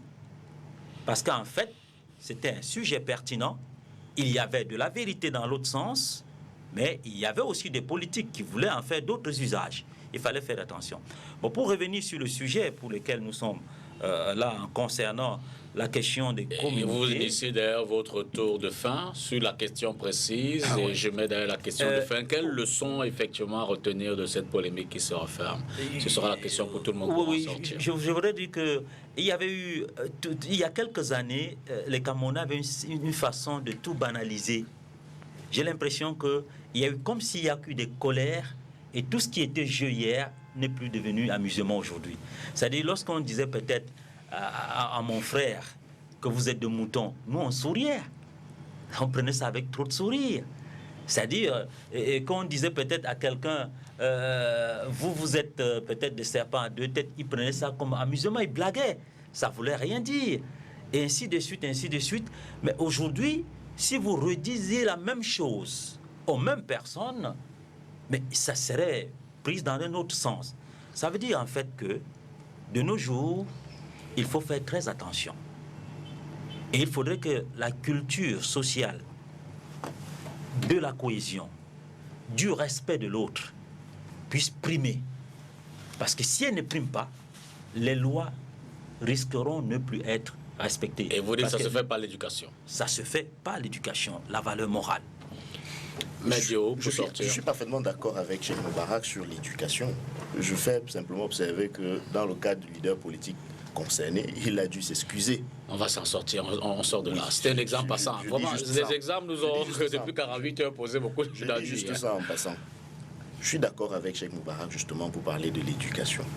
Et je reprends pour mon compte les images qu'il a prises pour indiquer que vous avez des Camerounais de toutes les origines qui, pendant la campagne électorale dernière, ont été affublés d'un certain type de qualificatif à connotation, on va le dire, tribale, pour leur simple appartenance au MRC. Et vous connaissez le terme dont il s'agit. On les a appelés tontinards, parce qu'on faisait référence à la tontine, qui est un trait de caractère attribué à la communauté bamileke. On a donc traité tous les militants du MRC de tontinards, au point où c'est devenu un motif de fierté. Donc, je suis d'accord avec Cheikh Moubarak. La réponse, les sardinards sont également nés. Je ne veux pas rentrer dans l'explication de cette Dans ce cas, terme-là. sortons donc totalement. Je voulais donner l'exemple aussi pour dire que, justement, lorsque cette mise à l'index, tontinard, meute, Sardinard. ethno-fasciste. Mais pourquoi vous ne voulez pas dire sardinard? Sardinard, mais le problème est que le mot sardinard vient en réaction. Et on a passé de 2012. Tout comme le mot tontinard vient en réaction aussi. Hein. En réaction à quoi, M. Dipita? Dans tous les cas, c'est pas le débat, mais je veux dire... De 2012, Non, de 2012 à 2018, on a vu se construire tout un discours pour mettre à l'index les militants d'un parti politique, peu importe les explications qui pouvaient être données, en faisant croire à l'opinion publique que il s'agissait d'un parti strictement dirigé par les ressortissants d'une même communauté et qui n'avait pour militants que les gens de cette communauté-là. On l'a fait. On l'a fait. Quand je dis de 2000... Ce que je veux éviter, c'est qu'on prenne justement le méchant penchant. Parce que vous faites tellement d'affirmations qui ont besoin de recadrage que si je le prends sur moi, je vais prendre toutes les tomates pourries. Parce que depuis... je veux dire qu'en même temps, il y a un certain nombre d'éléments. Vous le dites tellement de confusion, mais il y a un certain nombre d'éléments qui ont également prêté le flanc. Alors, nous sommes dans un débat de confusion maintenant. C'est pour ça que je ne veux pas qu'on prenne ces exemples légers qui pourraient nous faire sortir de notre débat gentil de ce soir. Exactement, vous me donnez exactement raison quand je dis que c'est l'occasion. C'est l'occasion justement de sortir de la confusion. Parce qu'on est dans un pays où, quand la confusion profite précisément, et M. Nana l'a dit tout à l'heure, au régime qui veut se perpétuer, on ne fait pas attention. Et en même temps, on évite que les personnes qui peuvent se sentir mises à l'index ne s'expriment en réaction. Donc, en ce qui me concerne, il faut travailler sur l'éducation, il faut travailler sur le cadre répressif, mais il faut aussi, et surtout d'ailleurs, voir ou revoir le cadre d'expression de notre vivre ensemble.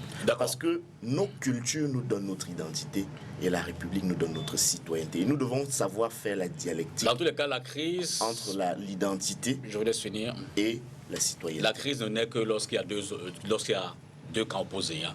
On ne peut pas... Certainement que les responsabilités peuvent être individuelles et définies, mais si on est en crise, c'est parce qu'il y a deux personnes qui s'opposent, ou deux structures, ou deux entités. Vous avez parlé d'éducation. Et c'est pour sortir. J'ai constaté à mon retour au Cameroun que les Camerounais ne connaissent pas leur histoire. L'instrument de la tribalité a déjà été utilisé par le colonisateur. Tout à fait. Les premiers hommes politiques camerounais l'ont utilisé. Il y avait des tribus à abattre, toutes les tribus qui ont lutté contre la colonisation ou bien qui étaient organisées, je dis que tout le monde qui étaient organisées pour lutter contre la colonisation, il faut rentrer dans les archives, ont été marginalisés, ont été à la limite au bord de l'anéantissement. Voyez-vous, de telle sorte que nous avons hérité d'une tare. La compétitivité électorale au Cameroun est fondée exclusivement sur la tribalité. Ce sont des réalités que nous devrons... C'est un argument politique. Oui, il faut se débarrasser de ça très rapidement parce que c'est source de conflits, ces conflits gênent. Donc, ce sont les politiques qui sont principaux et premiers responsables. Ce sont eux qui animent le jeu politique et ils sont donc responsables de ça. Moi, j'aimerais bien que vous deveniez député dans une région qui n'est pas votre région d'origine. Voyez-vous, tout cela... Heureusement que nous avons 60%, 70% de jeunes qui commencent à comprendre que le jeu politique de ces aînés-là est un jeu malsain à la limite. C'est ce que je voulais dire. Donc, ça me gêne toujours lorsqu'on parle de tribalisme. Parce que pour moi, ce n'est pas un débat. La République ce sont des valeurs. La République, ce sont des règles. La République, c'est la loi. La République, ce sont les institutions. Si nous respectons la loi, si nous respectons nos institutions, nous serons un grand pays. Il faut que les Camerounais apprennent à vivre comme en Grèce. C'est la loi, c'est notre loi. Nous nous sommes dotés de cette loi. Nous sommes prêts à mourir pour elle. Si on respecte la loi, nous serons simplement un grand pays.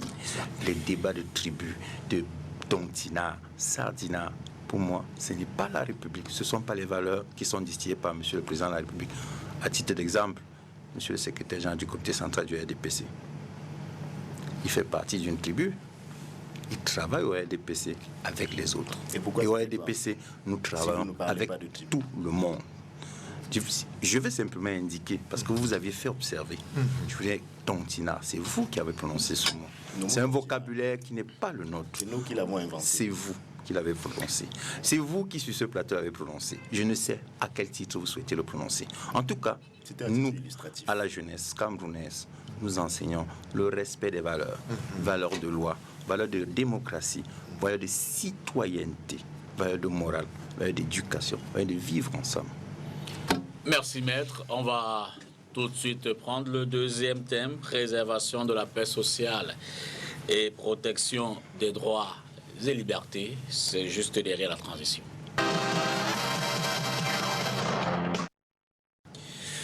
Alors, évidemment que l'actualité nous l'a imposé avec ce qui s'est passé il y a quelques semaines déjà et qu'on observe depuis un peu plus de plusieurs mois. Il s'agit assez souvent de ces manifestations publiques déclarées, pourtant pas souvent acceptées par les pouvoirs publics.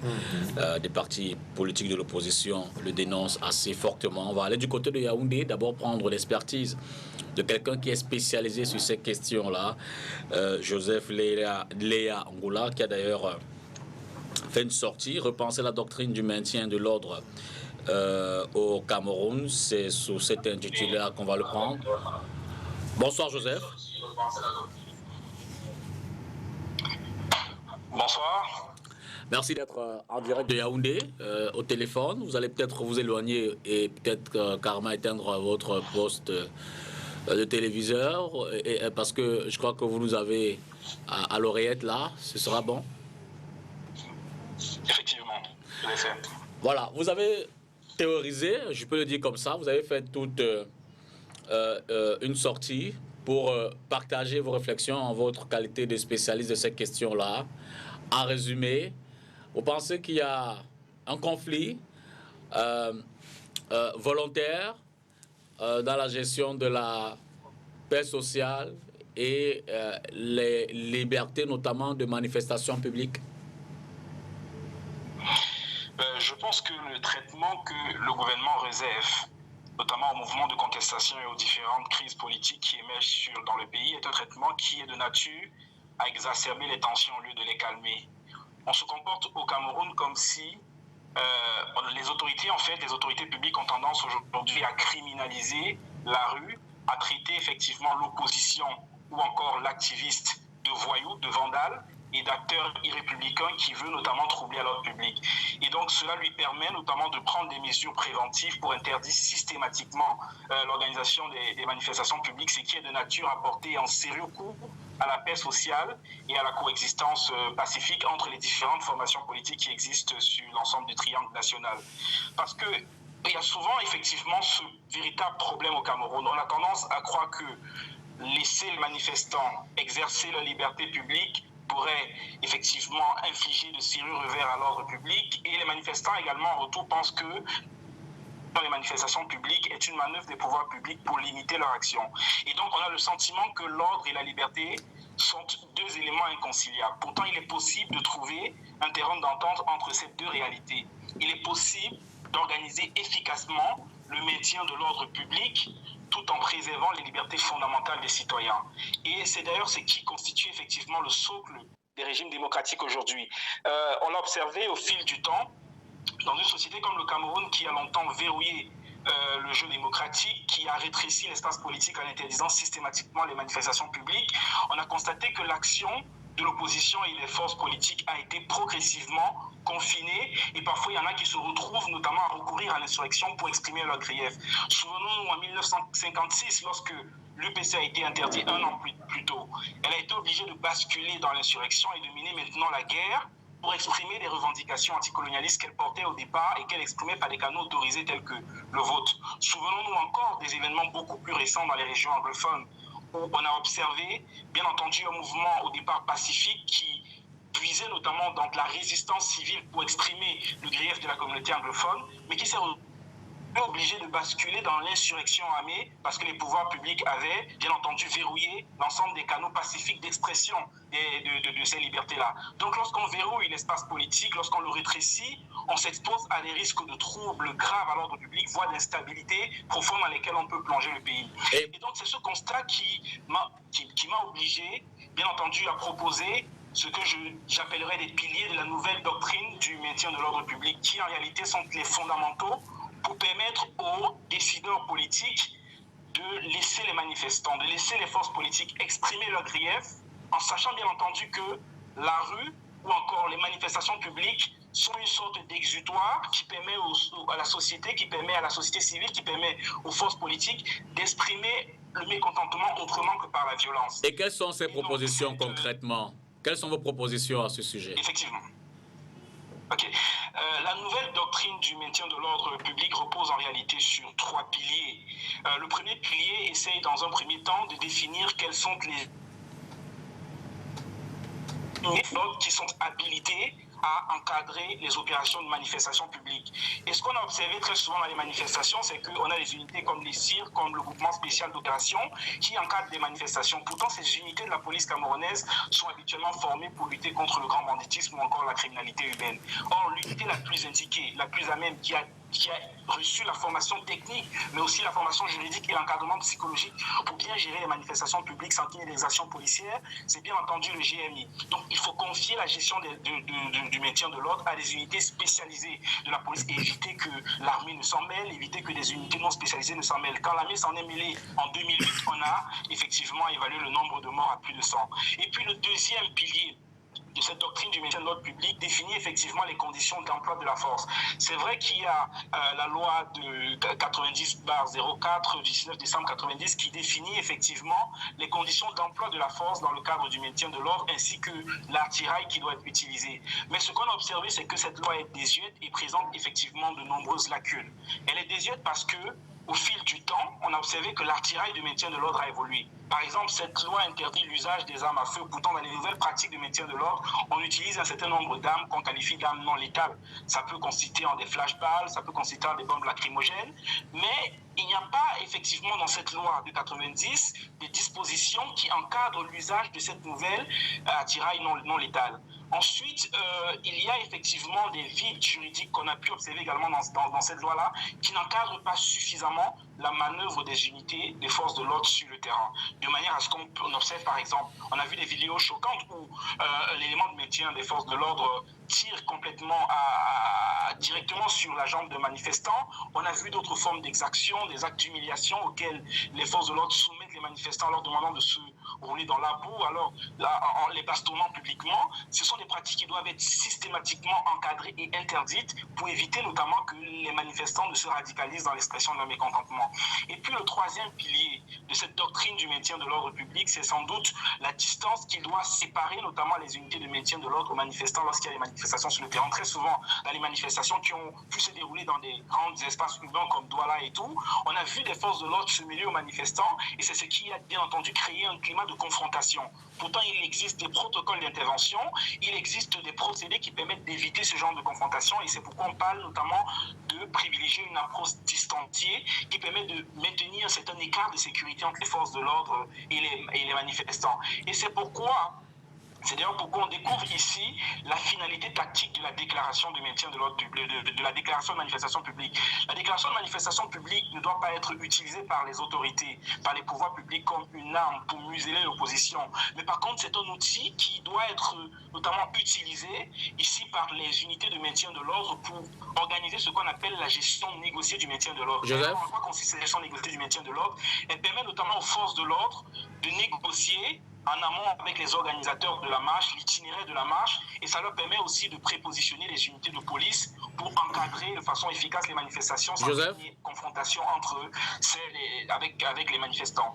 Alors pour finir, hein, vous faites bien effectivement d'interpeller les organisateurs des marches. J'observe que dans votre analyse, j'ai failli dire critique, mais aussi bien dans vos propositions, vous avez très peu mis au devant la responsabilité des organisateurs. Mais quand on observe ce qui se passe souvent ailleurs, on sait quand même que le premier encadrement d'une marche vient de l'organisateur.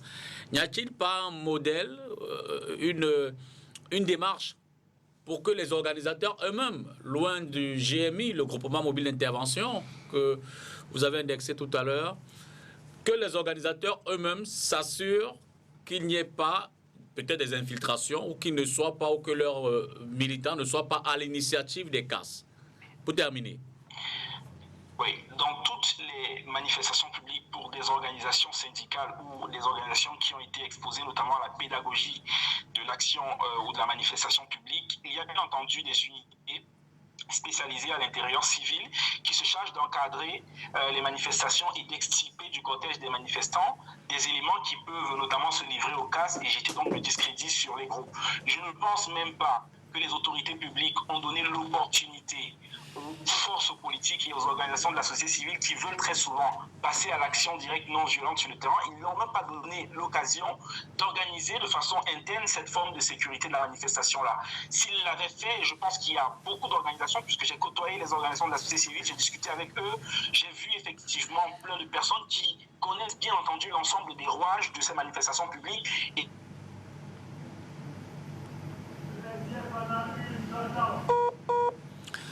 doivent cesser de considérer les manifestations publiques comme étant des gestes criminels, des gestes vandales qui peuvent troubler leur public. On doit les percevoir comme des canaux d'expression légitimes qu'il faut encourager dans un pays démocratique. Joseph Léangoula, merci beaucoup de votre expertise sur cette question, préservation de la paix sociale en parallèle avec le respect des droits et libertés. Merci et bonne soirée du côté de Yaoundé. Merci à vous. Alors, chers messieurs, je vais peut-être commencer par vous, Tchèque, pour résumer un peu la lecture de Joseph Léangoula. Le prétexte souvent énoncé par l'autorité administrative, en premier lieu les sous-préfets, c'est le label du motif, c'est le label de trouble à l'ordre public. Un simple motif pour désaxer ceux-là qui veulent organiser les marches. En fait, j'ai très bien compris, Monsieur Joseph, mais c'est une lecture d'un autre contexte. Et le contexte où il tire sa lecture, où il a fait évoluer sa jurisprudence. Je rappelle qu'il pourra intervenir autant qu'il voudra. Puisque dès qu'il est en contradiction comme ça, il pourra argumenter. Bien évidemment. Allez-y, il puise sa jurisprudence, ou du moins sa lecture contextuelle, sur l'évolution, ou du moins dans le contexte français ou européen. Il transporte donc cette vision en pensant qu'il faudrait que cette société puisse évoluer pour se retrouver dans ce sens. Malheureusement, la France, donc, où il tire, n'est-ce pas, sa source, ou de moins de sa pensée, cette même France, de nos jours, est en train de revoir ces mêmes textes de loi sur la question de manifestation. À l'heure actuelle, ils sont à l'Assemblée. Je pense que la loi devrait être votée. Si ce n'est pas aujourd'hui, ce serait demain ou après-demain. Donc, il repose ces questions à cause des Gilets jaunes. Mais je voudrais revenir sur cette question pour ce qui nous concerne en réalité. Il s'agit de quoi concrètement? Il s'agit d'un test garanti déjà au départ par la Constitution et qui est soumis au test de loi lui-même pour son application et qui a dénombré au moins 3 éléments, dont la fin, le 3e élément, voudrait que au moment où on sentirait que l'administration aurait piétiné les droits, entre autres, il faut traduire l'administration en justice et que cela puisse être jugé. Ça, c'est lorsque nous parlons de respect de la loi.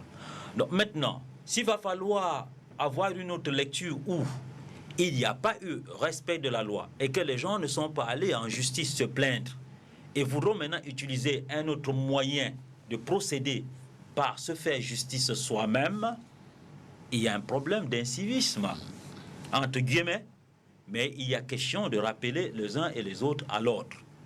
Mais dans le cadre purement politique, puisque on peut parler de manifestations de mariage, on peut parler de manifestations et entre autres, mais nous parlons de la question des marches peut-être syndicales, mais ici nous parlons, quand on parle de marche, il s'agit réellement des marches purement politiques. C'est de ça, notre contexte nous renvoie à cela. Mais lorsqu'il voudrait que ce soit seulement la GMI qui puisse encadrer, vous avez si bien fait de dire qu'il faudrait aussi que les responsables eux-mêmes puissent encadrer ceux-là. Ça veut dire qu'il va falloir qu'ils puissent donner des garanties à l'administration pour dire que l'entière responsabilité qu'ils prennent au lieu du départ comme au lieu de l'arrivée et tout ce qui peut en suivre comme dégâts, il faudrait par cela qu'ils portent leur entière responsabilité.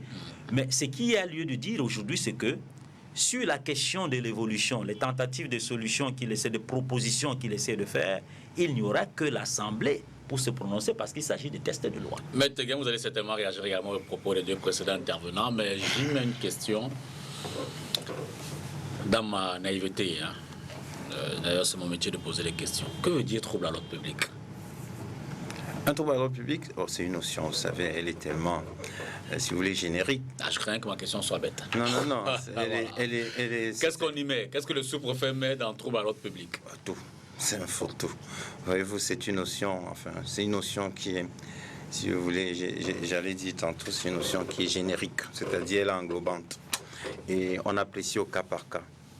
Ce que je dois dire relativement à ce qu'on appelle au Cameroun trouble à l'ordre public. Il faut quand même observer qu'au Cameroun, la loi sur les manifestations publiques est suffisamment libérale. Contrairement à ce que les gens peuvent penser, c'est une loi qui est complètement, c'est-à-dire c'est le meilleur régime de liberté publique. Au Cameroun, lorsque vous voulez faire une manifestation, vous avez une seule obligation, c'est la déclarer. Et lorsque vous la déclarez, si l'autorité constate qu'il y a menace à l'ordre public, elle interdit. Et la décision d'interdiction de l'autorité constitue ce qu'on appelle en droit une voie de fait. Mais il y a un élément qu'on laisse souvent passer.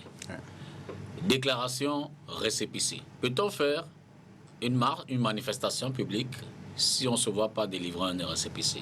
Vous avez rapporté la preuve que vous avez déclaré comment? Donc ça veut dire que c'est un peu une déclaration encadrée. En fait, je suis profane de ces choses-là. La loi... Tant qu'on n'est pas de récépissé, vous ne pouvez pas manifester, c'est ce que ça veut dire? Non, pas du tout. Donc c'est une forme d'autorisation voilée. Le problème, c'est que vous devez rapporter la preuve de ce que vous avez déclaré votre manifestation. C'est ça le problème. Et lorsque vous avez déclaré l'autorité interdite, je dis bien que la décision de cette autorité, qui est une autorité administrative, constitue ce qu'on appelle au Cameroun, ou en droit, une voie de fait. Puisque la loi donne compétence au juge judiciaire. Pour qu'on donne compétence au juge judiciaire qui concerne les actes administratifs, il faut qu'il y ait voie de fait.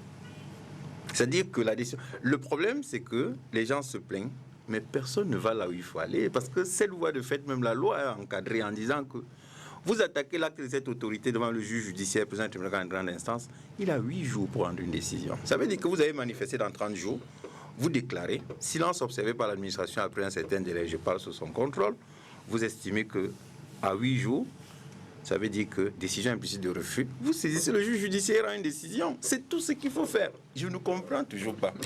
Pourquoi cette application de la loi est très difficile? L'autre incompréhension qu'on peut également vous opposer, c'est pourquoi est-ce que, de façon quasi systématique, les manifestations publiques de l'opposition trouvent le refus de l'autorité administrative, ce qui n'est pas toujours constaté lorsqu'il s'agit du RDPC ou des partis alliés. Mais Dipita, je te prends l'exemple du 26 janvier dernier. C'était le 26 janvier. Oui. Voilà une preuve de ce que le sous-préfet a raison d'interdire. Vous cherchez encore une preuve, là, voilà une. Vous avez vu ce qui s'est passé le 26 au Cameroun, c'était très grave. Et à l'ambassade du Cameroun, partout. C'est un mot d'ordre irresponsable. Il faut le dire. Vous savez, quand on est en démocratie, la première valeur à respecter, c'est la loi. Si on ne respecte pas la loi, il n'y a pas de démocratie. La démocratie ne peut fonctionner que lorsqu'on est une société organisée. Regardez le nord-ouest et le sud-ouest. Chacun bavale, mais personne n'y va pour faire des manifestations parce que justement, il y a trouble à l'ordre public. Une société démocratique, pour fonctionner, a besoin d'ordre et de sécurité. Ça commence par là. Donc, ce qui s'est passé à Douala et à Paris, voire à Berlin, le 26, démontre effectivement que l'autorité avait les bonnes raisons d'interdire les manifestations. Je vais poursuivre en disant que ne pensez pas toujours que c'est trop facile. Maître Momo Jean de Dieu, il a toujours pensé que c'était facile. Il est au gouvernement, ça fait un mois. Et vous avez vu, quand il était dans l'opposition, il a fait des chants pour bien ceci. Moi, je le dis, il le sait. Et c'est mon confrère, il a fait des chants, il a dit des choses. Il est au gouvernement, ça fait un mois, vous voyez. Il a fallu une sortie du ministre. Il a fallu une invitation à l'ambassadeur. Donc, quand les gens veulent s'exprimer, c'est vrai, il y a la démocratie, chacun est libre de s'exprimer, mais la démocratie mérite un encadrement. C'est ce que nous faisons jusqu'à présent. Maître Djebou, vous allez certainement mettre une réaction à ce qui vient d'être dit, mais je voudrais vous prendre avec cette réaction d'un téléspectateur qui n'a pas signé, mais je le trouve suffisamment responsable pour pouvoir lire son message à l'antenne, parce que je considère que c'est une contribution. Bonsoir, la tension est-elle, je lis exactement tel que c'est écrit, la tension est-elle entre les leaders politiques de l'opposition appelant à des mouvements de rue et le pouvoir, que tout mène vers des affrontements ou des casses? Les discours sont trop violents contre le pouvoir et incitent à l'insurrection. Vos analystes du MRC et NAO sont tellement dans la logique de renversement du pouvoir qu'ils ne tolèrent pas la grande prudence du pouvoir. Éduquons nos militants et sympathisants à être des citoyens. La question? Non, c'est une réaction. Vous pouvez... Moi, je ne sais pas, je respecte le point de vue du téléspectateur comme je respecte celui... Et préparons-les à se rendre au scrutin pour les gagner, que voilà. Du nombre des électeurs dont le volume demeure un grand socle du RDPC. Mais voilà, voyez bien que il y a comme dans l'opinion une sorte de dissociation des libertés publiques. On fait le reproche à ceux qui souhaitent exercer leur liberté constitutionnelle de manifester, de ne pas aller vers d'autres libertés, comme celle de s'inscrire sur les listes électorales et de voter. Je voulais peut-être, et puisque vous me donnez l'occasion en lisant la contribution d'un téléspectateur, lui rappeler qu'en ce qui concerne le MRC, en tout cas, nous sommes un parti politique qui a choisi d'aller aux élections. S'inscrire sur les listes électorales, encourager à l'inscription sur les listes électorales, c'est un travail que nous faisons déjà. Et nous l'accentuons, nous l'avons accentué dès le 1er janvier, dès que les listes de l'ECAM ont été réouvertes. Ce n'est pas un débat à ce niveau. Les personnes qui observent la scène politique de bonne foi le savent. À titre personnel, j'ai moi-même déjà, et ça depuis 2013, participé à plusieurs campagnes de sensibilisation pour les inscriptions sur les listes électorales. Ça, c'est une chose. On a le droit, effectivement, d'exercer son droit de vote. On a aussi le droit de manifester. Et d'ailleurs, ce que je dois indiquer aux téléspectateurs, c'est que l'un n'exclut pas l'autre. Ce n'est pas parce qu'on demande aux gens de s'inscrire sur les listes électorales qu'on doit s'abstenir de l'exercice d'un autre droit, qui est celui de manifester. Moi, j'aimerais simplement... Vous savez, mon confrère et moi, on peut s'asseoir sur un plateau comme celui-ci et discuter de la loi pendant 3 jours. Ça n'avancera pas le débat. On fait croire aux Camerounais que le régime des libertés de manifestation et de réunion au Cameroun, en fait, c'est simplement parce que les partis de l'opposition ne l'appliquent pas bien qu'il leur arrive ce qui leur arrive. Je dois vous indiquer que la loi de 90 dont il s'agit traite d'une part des réunions publiques et d'autre part des manifestations publiques. Et je dois vous indiquer qu'en ce qui concerne les réunions publiques, c'est-à-dire que si vous dites que vous voulez vous rassembler au stade SICAM, vous déclarez. C'est une réunion publique. La loi n'a pas prévu l'interdiction pour ça. Non, pour les réunions sont soumises à autorisation, par contre. Quand elles sont sur la voie publique, c'est bien précis. Non. Je vais me faire le devoir de vous... pense. Non. Les réunions publiques, les réunions sur la voie publique sont interdites. Bien. Puisque j'ai la loi. Moi, je pense que j'ai bien retenu cette nuance parce que j'avais fait un débat dessus la semaine dernière. Les réunions publiques... Où à caractère, il y a un espace comme ça. Article 2. Oui. A un caractère public toute réunion qui se tient dans un lieu public ou ouvert au public. Ça veut dire que vous pouvez être chez vous. C'est pas tout. Voilà. La réunion publique, quel qu'en soit l'objet, est libre. Mais je veux d'abord qu'on se comprenne. Quand on dit, reprenez un peu la première phrase. On dit à caractère public, toute réunion qui se tient dans un lieu public ou ouvert au public. Ça veut dire que vous pouvez être chez vous, et si votre maison est ouverte au public, ça devient réunion publique. Ça veut aussi dire que si vous êtes dans un stade, Oui, d'accord. un lieu public là, Oui, d'accord. vous pouvez décider de faire un meeting là. D'accord. C'est une réunion publique au Ouais. sens de la loi. On dit que cette réunion publique là doit faire l'objet d'une déclaration préalable. Et soumise à autorisation. Elle est soumise à autorisation lorsqu'elle se fait sur la voie publique. C'est l'alinéa 3 de l'article, c'est l'alinéa 3 de l'article 2. Donc, si vous voulez faire votre meeting sur la route, c'est à ce moment-là que vous demandez l'autorisation. Donc, si vous la faites dans un stade, vous la déclarez simplement. Maître, Je finis. permettez-moi. Laissez-le parler. Déclaration avec récépissé, réception de récépissé. Parce que je Non, suis- allons-y. Oui, allez-y. Allons-y méthodiquement. Il y a d'abord le principe de la déclaration. Oui, d'accord. Je voulais faire le parallèle avec la manifestation publique. Oui, absolument. C'est ce que je vais indiquer. Absolument. Donc, parce que ce qu'on observe dans le champ public peut parfois être qualifié à tort de manifestation publique, alors qu'il s'agit simplement d'une réunion publique. Je voulais commencer par poser le débat sur ce qui est prévu par la loi. Et je commençais par la réunion publique pour dire que même pour les réunions publiques qui sont supposées ne pas être interdites, parce que ce n'est pas prévu par la loi, on voit des sous-préfets interdire des meetings qui pourtant étaient déclarés. Maintenant, en ce qui concerne les manifestations publiques, celles-là aussi sont soumises à la déclaration.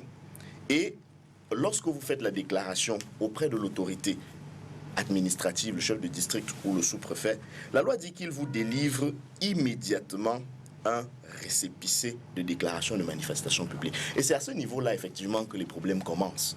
Parce que mon confrère, tout à l'heure, vous a indiqué que si vous n'avez pas le récépissé, comment vous rapportez la preuve de ce que, effectivement, vous avez déposé votre déclaration?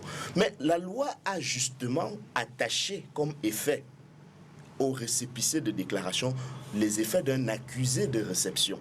Ça veut, en d'autres termes, dire ici, et mon confrère ne me contredira pas, que si vous faites notifier, ou en tout cas si vous faites signifier par voie d'huissier votre déclaration de manifestation publique à l'autorité administrative, vous aurez une preuve de la déclaration. Donc vous pouvez vous passer du récépissé juridiquement parlant. Je fais là une analyse strictement juridique. Donc techniquement, le récépissé valant accusé de réception, si vous vous y prenez en vous ménageant la preuve de la déclaration, vous avez respecté la loi. Maintenant, l'autorité administrative, qu'est-ce qu'elle fait? Quand vous lui portez la correspondance, elle peut décharger, elle peut recevoir la correspondance et vous dire « repassez le temps que je prépare le récépissé ». Maintenant, le premier vice, c'est que, et je m'arrête, je vais d'abord vraiment rester sur les analyses purement juridiques avant de rentrer dans les éléments de contexte. L'article 8 dispose que s'il estime que la manifestation projetée est de nature, c'est l'alinéa 2 de l'article 8, si donc le chef de district ou le sous-préfet qui reçoit la déclaration et qui en délivre immédiatement le récépissé estime que la manifestation projetée est de nature à troubler gravement l'ordre public, il peut, le cas échéant, je m'arrête d'abord là pour qu'on discute un peu des mots. On n'a pas dit que si la manifestation projetée peut troubler l'ordre public, on dit s'il estime que la manifestation projetée est de nature à troubler gravement l'ordre public, il peut, le cas échéant, première mesure qui est proposée au sous-préfet, lui assigner un autre lieu ou un autre itinéraire. Deuxième mesure seulement, interdit par arrêté qu'il notifie immédiatement au signataire de la déclaration au domicile élu. Maintenant, faisons l'analyse, M. Tipita. Premièrement, quand vous avez des manifestations de l'opposition qui font systématiquement l'objet d'interdiction, et le pire dans le vice de l'interdiction, c'est que parfois on vous fait un communiqué pour vous informer de ce que votre manifestation est interdite, on ne vous notifie pas un arrêté. Parce que justement, juridiquement parlant, le communiqué est différent de l'arrêté. L'arrêté, c'est un acte administratif. Et dans le cas d'espèce, il peut être un acte administratif faisant grief pour pouvoir emprunter une terminologie propre au tribunal administratif, au contentieux administratif. On vous fait un communiqué pour vous dire que votre manifestation est interdite. C'est-à-dire que juridiquement, on vous prive de la base légale. Mais à supposer même qu'on vous eût notifié le dit arrêté, on dit qu'en cas d'interdiction de la manifestation, l'organisateur peut, par simple requête, saisir le président du tribunal de grande instance compétent qui statue par ordonnance dans un délai de 8 jours de la saisine par les parties entendues en chambre de conseil. Mais qu'est-ce qu'on fait souvent? Vous avez une manifestation que vous avez projetée pour le samedi 26. Le sous-préfet attend le vendredi 25. Et il porte à votre connaissance l'interdiction.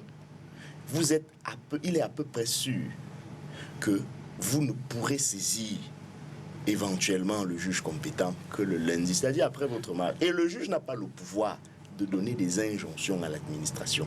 Il n'a pas le pouvoir de lui dire, ok, même si j'estime que vous avez manifestement abusé de votre droit d'interdire la manifestation, le juge ne pourra pas dire à monsieur le sous-préfet, je vous fais obligation de lui permettre de manifester tel jour ou dans telle autre condition. Du coup, vous avez une sorte de route Sisyphe dans laquelle, si vous vous embarquez, vous n'en sortirez jamais. Et de trois, comment peut-on accepter que nous soyons en train de faire ce genre de débat dans un pays où justement, on voit que d'autres personnes manifestent. Pour finir, on voit que les camarades de mon confrère Georges Teghem ont une liberté presque sans limite d'organiser toutes sortes de manifestations, parfois dont l'objet peut être parfaitement questionnable, parce qu'on fait souvent croire aux gens qu'il faut que l'objet de la manifestation soit pertinent pour que la manifestation soit autorisée. J'aimerais indiquer ici que la liberté constitutionnelle de manifester ne s'attache pas à l'objet. Vous pouvez manifester, M. Dipita, pour dire que vous êtes beau. C'est votre droit. Quitte à ce que l'opinion publique à laquelle vous vous adressez, pendant que vous manifestez, vous rappelle que vous n'êtes pas ce que vous croyez. Vous n'êtes pas si beau que cela. Mais vous avez le droit de le dire et vous avez le droit de manifester pour le dire.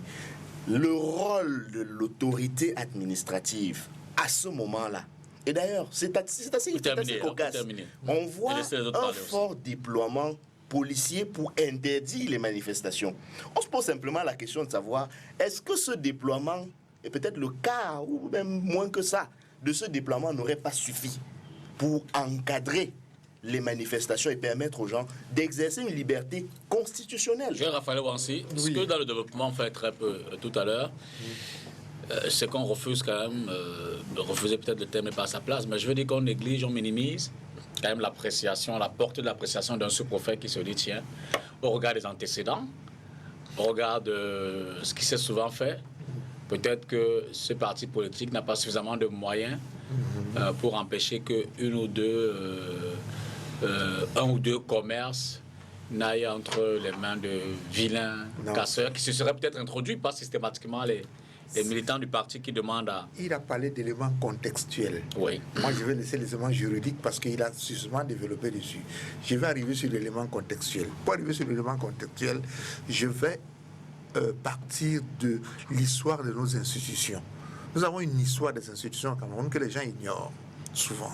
En fait, nous avons hérité du système colonial, le système répressif et policier. Et c'est ça qui a accompagné notre système jusqu'en 2018.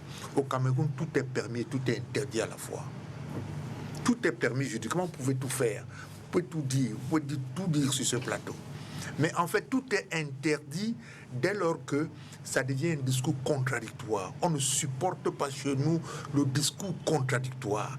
Et les manifestants, chaque fois qu'ils demandent une autorisation, ou bien quand ils veulent manifester pour une expression contradictoire. Si vous voulez manifester pour dire que le parti au pouvoir est le meilleur, vous allez recevoir toutes les autorisations. Mais si vous manifestez en tant qu'opposant, pour ceux qui sont opposants, pour dire que, voilà, nous ne sommes pas d'accord sur telle ou telle situation. Je suivais un homme politique à la télévision, M. Nietzsche, qui disait qu'il a fait 42 demandes de manifestation, il a essuyé 42 refus. C'est simple. Nous sommes à plus de 100 au MRC. Oui. Et autant de que les gens, le système n'a jamais supporté de discours contradictoires. On le voit tous les jours. Et puis, la préfectorale n'a pas autant de liberté, c'est-à-dire autant d'autonomie administrative qu'on le croit. Il faut le dire, ce sont des réalités de choses, ce sont des réalités de contexte. Mais j'ai espoir, je garde espoir, M. Dipital, je garde espoir parce que, en fait, quelque chose est en train de changer. quelque chose est en train de changer dans le contexte camerounais. Les gens commencent de plus en plus à connaître ce que c'est qu'un acte administratif, ce que c'est qu'un abus de pouvoir. Ce sont des choses qu'on ne connaissait pas. La simple présence de policiers nous dissuadait, la simple présence de policiers créait la peur. Et les gens découvrent aussi que le pouvoir peut être fébrile. En fait, ces refus sont des manifestations de fébrilité. Ça s'explique.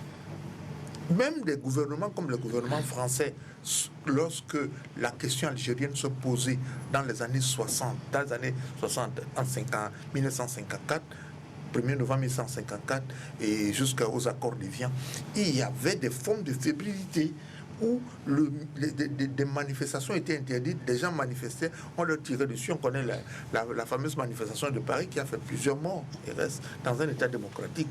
Donc c'est tout à fait normal. C'est un déficit de démocratie. Nous ne nous sommes pas suffisamment débarrassés du boulet du parti unique, du boulet de l'héritage colonial. C'est ça qui perturbe encore le système. C'est une réalité. On a beau dire la République, tout ceci a été donné, les libertés restent. Mais ce qui est grave encore, c'est que notre notation en tant que nation démocratique se base sur des faits comme cela. Et comment pouvons-nous accueillir des investissements lorsque vous savez que des gens peuvent manifester contre une qualité d'investissement? Et si la qualité d'investissement n'est pas ce que les populations attendent, elles peuvent manifester. Donc, la manifestation aussi une forme de participation aux questions de développement.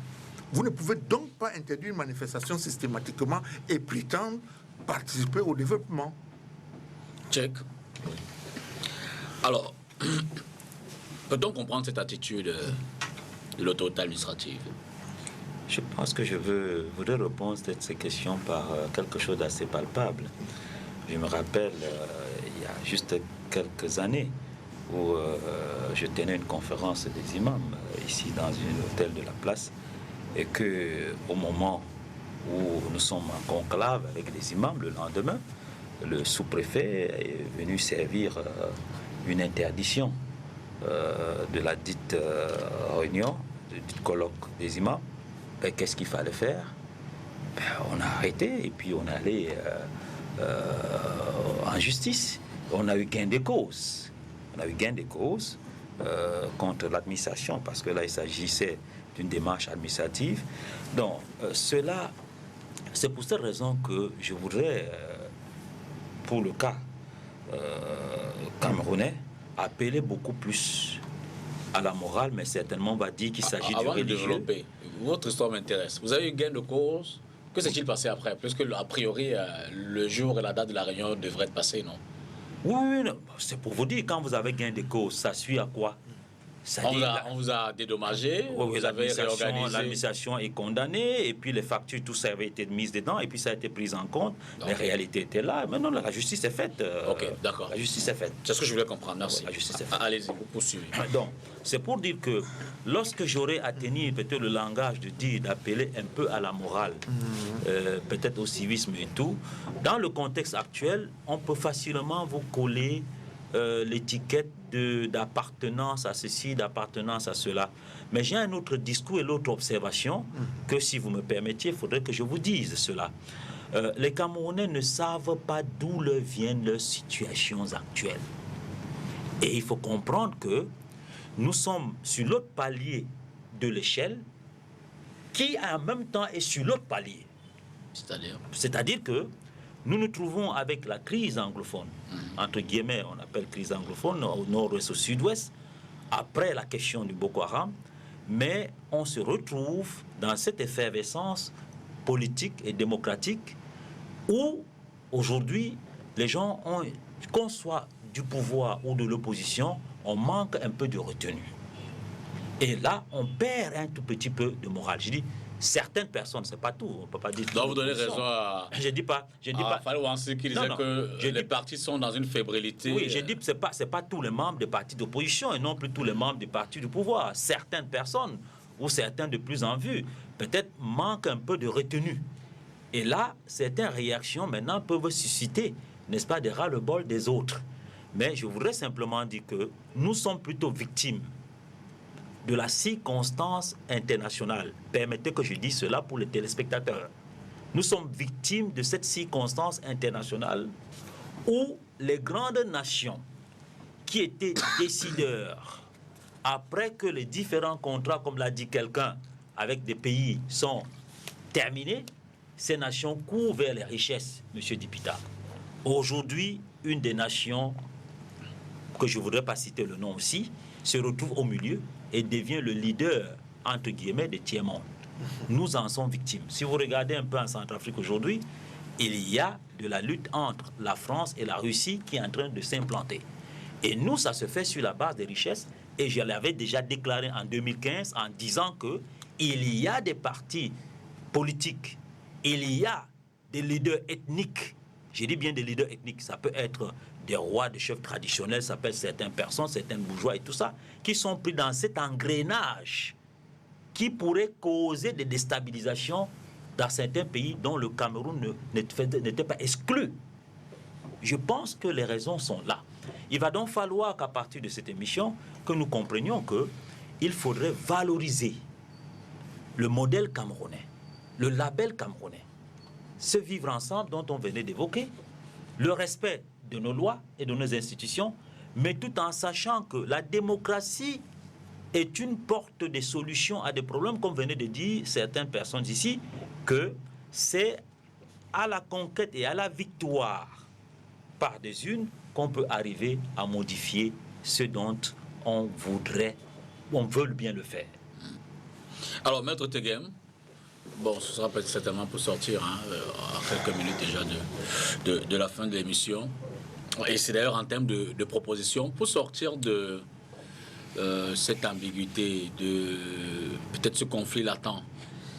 Que faut-il faire Maître Joe le disait tout à l'heure, les forces qui sont mobilisées pour interdire peuvent être mobilisées pour encadrer aussi. Je voudrais dire une chose déjà. Je vais commencer par faire une observation de caractère général. Ceux qui ont reçu mandat d'agir ont le droit de décider. Celui qui a reçu mandat d'agir a le droit de décider. Quitte à la victime d'aller devant les tribunaux. Il faut que ce soit clair et net. Dessus, les autorités administratives sont des serviteurs de l'État. Ce ne sont pas des partisans, ce ne sont pas des amis des partis politiques, ni des amis d'un parti politique. Ce sont des serviteurs de la République.